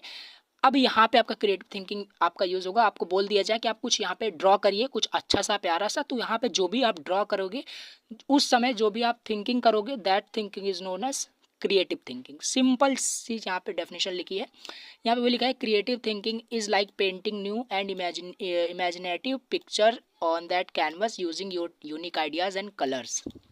ठीक है, ये है आपका क्रिएटिव थिंकिंग। तो क्रिएटिव थिंकिंग यही है, कुछ चीज़ें क्रिएट करना। ठीक है, जैसे मैंने एग्जांपल आपको देके बताया, बहुत यहाँ पे इजी है ना। ये हो गया आपका क्रिएटिव थिंकिंग। पहला आपका क्या था, पहला आपका क्रिटिकल थिंकिंग था, दूसरा आपका क्रिएटिव थिंकिंग था। Now third is analytical thinking. ठीक है, एनालिटिकल थिंकिंग क्या होता है, अब फिर से आपको जैसे नाम सजेस्ट कर रहा है आपको, एनालिटिकल थिंकिंग। ठीक है, एनालिटिकल मतलब कुछ चीज़ एनालाइज करना, कुछ चीज़ें एनालाइज करना, इन्फॉर्मेशन वगैरह, वही चीज़ आपका एनालिटिकल थिंकिंग होती है। आप सपोज करिए, जो मैंने एग्जांपल शुरू में दिया था, आप एक पुलिस ऑफिसर हो, आप गए हो मर्डर में, आपने वहाँ पे सारा कुछ क्लोज वगैरह इकट्ठा किया, एविडेंस कलेक्ट किया, उसको अभी आप एनालाइज करोगे, उसको किस तरीके से आप एनालाइज करोगे वाकई में दैट वो एविडेंस जो आपको मिला है वो रियल है क्या नहीं, वो चीज़ जो आप एनालाइज करोगे, सो उसमें जो आपकी थिंकिंग होगी वही आपका एनालिटिकल थिंकिंग होगी। ठीक है, उसी को एनालिटिकल थिंकिंग कहेंगे। यहाँ पे लिखा है think of being a scientist, और ये भी एक एग्जांपल आप ले सकते हो, अगर वो वाला आपको नहीं लेना थी, कि आप सपोज करिए आप एक साइंटिस्ट हो, आप एक लैब में हो, आप एक साइंटिस्ट हो। एनालिटिकल थिंकिंग वहाँ पे आपका यूज़ होगा is like breaking down a complex substance into a smaller parts. कोई ऐसा भी हो सकता है, कुछ बड़ी सी कुछ प्रॉब्लम है, उसको आप स्मॉलर पार्ट्स में डिवाइड करके उसको एनालाइज कर रहे हो। ठीक है, तो ये चीज़ आपका एनालिटिकल थिंकिंग के अंदर आता है। Studying them and understanding the underlying structure. I think clear हो रहा होगा कि क्या यहाँ पे लिखा हो, बहुत ईजी वर्ड में मैंने लिखा हुआ है। एनालिटिकल थिंकिंग हो गया आपका, मैं रिवाइज करते चल रहा हूँ। फर्स्ट आपका क्रिटिकल थिंकिंग, सेकंड आपका यहाँ पे था क्रिएटिव थिंकिंग, नाउ थर्ड आपका एनालिटिकल थिंकिंग। फोर्थ देखते हैं कि क्या है यहाँ पे स्ट्रैटेजिक थिंकिंग क्या होता है। स्ट्रैटेजिक थिंकिंग क्या होता है, देखो जैसे नाम से ही आपको सजेस्ट हो रहा होगा, आपको समझ में आ होगा कि स्ट्रैटेजिक थिंकिंग क्या होता है। कुछ चीज़ें मतलब स्ट्रैटेजी क्रिएट करना, लाइक ठीक है, जैसे मान लीजिए एग्जाम्पल फिर से देते हैं, जैसे मान लीजिए अभी आप एज ए स्टूडेंट आप अपनी पढ़ाई को लेकर के कुछ स्ट्रैटेजी क्रिएट करते होंगे कि मुझे ये चीज़ ऐसे पढ़ना है, इतने टाइम में मुझे ये कंप्लीट करना है। तो उस समय जो आप वहाँ पे थिंकिंग आपके अंदर होती है, जो सोच सोच के आप अपना टाइम टेबल बनाते हो, चीज़ों को क्रिएट करते हो, बनाते हो अपना टाइम टेबल कैसे पढ़ना है, क्या चीज़ें, जो भी स्ट्रैटेजी क्रिएट करते हो वही आपका जो थिंकिंग होता है उसी को बोलते हैं स्ट्रैटेजिक थिंकिंग। ठीक, तो ये हो गया। अब इसको हम थोड़ा सा डेफिनेशन टर्म में देख लेते हैं। Strategic thinking is the ability, एक एबिलिटी है to plan and execute long term goals and objectives. ठीक है, जो अपना गोल्स बनाते हो, लॉन्ग टर्म गोल्स, जो भी आपका ऑब्जेक्टिव होता है, ठीक है, उसका जो स्ट्रैटेजी क्रिएट करते हो वही आपका उस थिंकिंग में जो आप जो थिंकिंग करते हो स्ट्रैटेजी बनाते समय, वही आपका स्ट्रैटेजिक थिंकिंग यहाँ पे होता है। तो ये हो गया आपका fourth strategic thinking. Now again I repeat, first critical thinking, second creative thinking, third analytical thinking, now fourth strategic thinking complete. Now fifth point देखते हैं क्या है। फिफ्थ पॉइंट यहाँ पे है reflective thinking. Now reflective thinking क्या होता है, देखो रिफ्लेक्टिव थिंकिंग, अब रिफ्लेक्टिव थिंकिंग क्या है, अगर इसको हम एक वर्ड में समझें, लेकिन यहाँ पे लिखा है पिक्चर योरसेल्फ, अपने आप को मतलब इमेजिन करिए looking in a mirror. Reflective thinking is like introspection where you analyze your thoughts, actions and experiences to learn and grow. It support reasons growth and self awareness। ठीक है, I think अभी clear हो गया। यहाँ पे मतलब reflective thinking का simple मतलब होता है, आप इमेजिन करिए अभी आप सामने जैसे अपने ही थॉट्स के बारे में सोचना। ठीक है, मान लीजिए आप किसी से आप कम्युनिकेशन कर रहे थे, बात कर रहे थे, उस समय आपने कुछ कम्युनिकेशन किया, बाद में उसी कम्युनिकेशन को लेकर के आप सोच रहे हो कि हाँ मैंने ये कम्युनिकेशन किया था, आई थिंक ये सही था कि गलत था, मतलब उसको लेकर के अपने ही थॉट्स को लेकर के अपने ही बारे में क्या है सेल्फ अवेयरनेस, यहाँ पे कुछ आप रिलेट कर सकते हो अपने ही बारे में, अपने थॉट्स के बारे में, यहाँ पे जो भी आप थिंकिंग करते हो, so that thinking is known as reflective thinking. यहाँ पे वही लिखा है कि आप अपने आप को इमेजिन करिए कि आप एक मिरर के सामने खड़े हो एंड उसके बाद आप अपने आप को ही देखते हो, अपना इंट्रोस्पेक्शन करते हो, अपना मतलब वहाँ पे क्या बोलते हैं, इंट्रोस्पेक्शन मतलब कि अपना वहाँ पे परीक्षण करते हो, अपने अंदर की चीज़ें देखते हो कि आप अब मतलब कुल मिला के कहने का मतलब अपने थॉट्स को वहाँ पे एनालाइज करते हो, अपने थॉट्स को वहाँ पे एनालाइज करते हो, और अपने थॉट्स को जब आप एनालाइज करोगे वही चीज़ आपकी रिफ्लेक्टिव थिंकिंग के अंदर होती है। एक्शन एंड एक्सपीरियंस, जो भी आपने एक्सपीरियंस किया, जो भी आप करते हो उसको वहाँ पे क्या करना, एनालाइज करना। जैसे आप दिन भर में आपने क्या स्टडी किया, क्या चीज़ नहीं किया, ठीक है, ये आपका एनालाइज के अंदर भी आ सकता है। बट अगर खुद के बारे में अगर आप एनालाइज कर रहे हो सो वो आपका ज़्यादातर रिफ्लेक्टिव थिंकिंग के अंदर आता है। तो ये चीज़ है। इट सपोर्ट पर्सनल, यहाँ पे लिखा है it support personal growth and self awareness. Simple सी बात है, अगर अपने आप के बारे में सोचोगे तो आपकी ग्रोथ तो होगी, सिंपल सी बात है। यहाँ पे वही लिखा है ये सपोर्ट करता है personal growth and self awareness, ठीक है। तो ये हो गया आपका reflective thinking. Now I again repeat, पहला क्या था, critical thinking, second creative thinking, third analytical thinking, fourth क्या था, फोर्थ आई थिंक आपका स्ट्रेटेजिक थिंकिंग था, एंड द फिफ्थ पॉइंट आपका यहाँ पे रिफ्लेक्टिव थिंकिंग, ठीक है। आपको ये पॉइंट्स याद रखने हैं तो आपको सारी चीज़ें समझ में आ जाएगी। आपका यहाँ पे है लॉजिकल थिंकिंग, ठीक है, जैसे नाम सजेस्ट कर रहा है लॉजिकल, यानी कि एक एग्जांपल मैं आपको देता हूँ, क्लियर हो जाएगा। जैसे सपोज करिए मैं आपको कुछ पजल दे दिया और बोला इस पजल को आपको सॉल्व करना है, कैसे भी करके आपको इस पजल को सॉल्व करना है, काफ़ी मैंने कॉम्प्लेक्स सा पजल दे दिया। नाउ उस पजल को सॉल्व करने में जो आप थिंकिंग करोगे, लॉजिकल चीज़ें आप वहाँ पे लगाओगे कि हाँ ये ऐसे हो सकता है, ये ऐसे हो सकता है, तो उसमें जो थिंकिंग आपकी होगी ना वही होती है आपकी लॉजिकल थिंकिंग। यहाँ पे लिखा भी है consider being a builder constructing a study house, ऐसे भी सपोज कर सकते हो। देखो ये काफ़ी मस्त एग्जांपल लिखा है, ये आपको हमेशा याद रहेगा। सपोज करिए कि आप एक घर बना रहे हैं, ठीक है, लेट सपोज, ठीक है, कि आप एक घर क्रिएट कर रहे हो, बना रहे हो, जिसमें आप ईंट वगैरह आपको यूज़ तो हो ही, सिंपल सी बात है। तो उस ईंट को कैसे सेट करना है, कैसे घर को मजबूत बनाना है, छोटी छोटी जो चीज़ें होती है घर बनाने में, समझ ही सकते हो कैसे मैटर करती हैं। तो उस वक्त जो आपका जो थिंकिंग होगा, ठीक है, कि कैसे घर को क्रिएट करना है, क्या क्या चीज़ें, वो लॉजिकल थिंकिंग आपकी होगी, वही होता है आपका लॉजिकल थिंकिंग। लिखा भी है वही आपका पे। Logical thinking is like arranging bricks, जैसे आप घर बना रहे हो तो लॉजिकल थिंकिंग यहाँ पे ऐसा आपका है कि आप अरेंज कर रहे हो ब्रिक्स को, ब्रिक्स मीन्स ईंट को आप अरेंज कर रहे हो किस तरीके से, यही आपका है लॉजिकल थिंकिंग। ये लॉजिकल ऑर्डर में आप रख रहे हो, तो यहाँ पे ये चीज़ें हैं आपका logical thinking. Following a plan to create a solid and well structured building, और आपका इंटेंशन है एक solid and well structured house create करना, बिल्डिंग क्रिएट करना, ठीक है। उस समय जो आप थिंकिंग करोगे that thinking is known as logical thinking. I think clear हो गया होगा। आई अगेन रिपीट, क्या क्या हमने पढ़ा, ठीक है। हमने देखा यहाँ पे थिंकिंग स्किल्स देखा, इसका मीनिंग देखा, और इसके टाइप्स भी देखे कि कितने टाइप्स होते हैं। पहला critical, second creative, third analytical, and the fourth आपका यहाँ पे है strategic, and the fifth reflective, and the six point and the last point logical thinking, ठीक है। नहीं ये लास्ट पॉइंट नहीं हो सकता, अगर आप चाहें तो आपको अगर कुछ नए नए टॉप पॉइंट्स याद आ रहे हैं तो और भी लिख सकते हो, बट मैंने मेन जो चीज़ें हैं यहाँ पे मैंने आपको नोट्स में प्रोवाइड करा दिया है। तो 6 ही पॉइंट यहाँ पे आप लिख सकते हो अगर ये 7 मार्क्स में ये क्वेश्चन आता है तो आपका जो फोर्थ यूनिट था ये आई थिंक पूरा कंप्लीट हो चुका है। इसमें हमने थिंकिंग स्किल्स डिस्कस किया, मीनिंग एंड इट्स टाइप्स हमने डिस्कस कर लिया। तो इसी के साथ आपका यूनिट 4 भी कंप्लीट हो गया। नाउ नेक्स्ट लेक्चर के अंदर हम स्टार्ट कर देंगे यूनिट 5 एंड जैसे मैंने ऑलरेडी आपको बता दिया कि यूनिट 5 का जो लेक्चर है मैं रेगुलरली अपलोड करूँगा, और अपने फ्रेंड के साथ लेक्चर को प्लीज़ शेयर कर देना, जिससे मोटिवेशन मिलता है कि हाँ आप लोग वीडियोस देख रहे हो, लेक्चर अटेंड करो, सो मैं डेली वीडियोस अपलोड कर सकता हूँ, ठीक है। ये भी आपका 3 से 4 लेक्चर में कंप्लीट हो जाएगा। तो चलिए आज के इस लेक्चर को यहीं पे एंड करते हैं, मिलते हैं नेक्स्ट लेक्चर के अंदर नए टॉपिक के साथ, यूनिट 5 के साथ, ठीक है। और यूनिट 5 काफ़ी इंटरेस्टिंग है और काफ़ी इंपॉर्टेंट क्वेश्चन यहाँ से भी पूछे जाते हैं, ठीक है। जैसे अगर बताएं तो आपको पर्सनैलिटी वाला टॉपिक यहाँ पे बहुत ज़्यादा इंपॉर्टेंट है जो कि पूछा जाता है। रखते हैं, मिलते हैं नेक्स्ट लेक्चर के अंदर नए टॉपिक के साथ, तब तक के लिए थैंक यू सो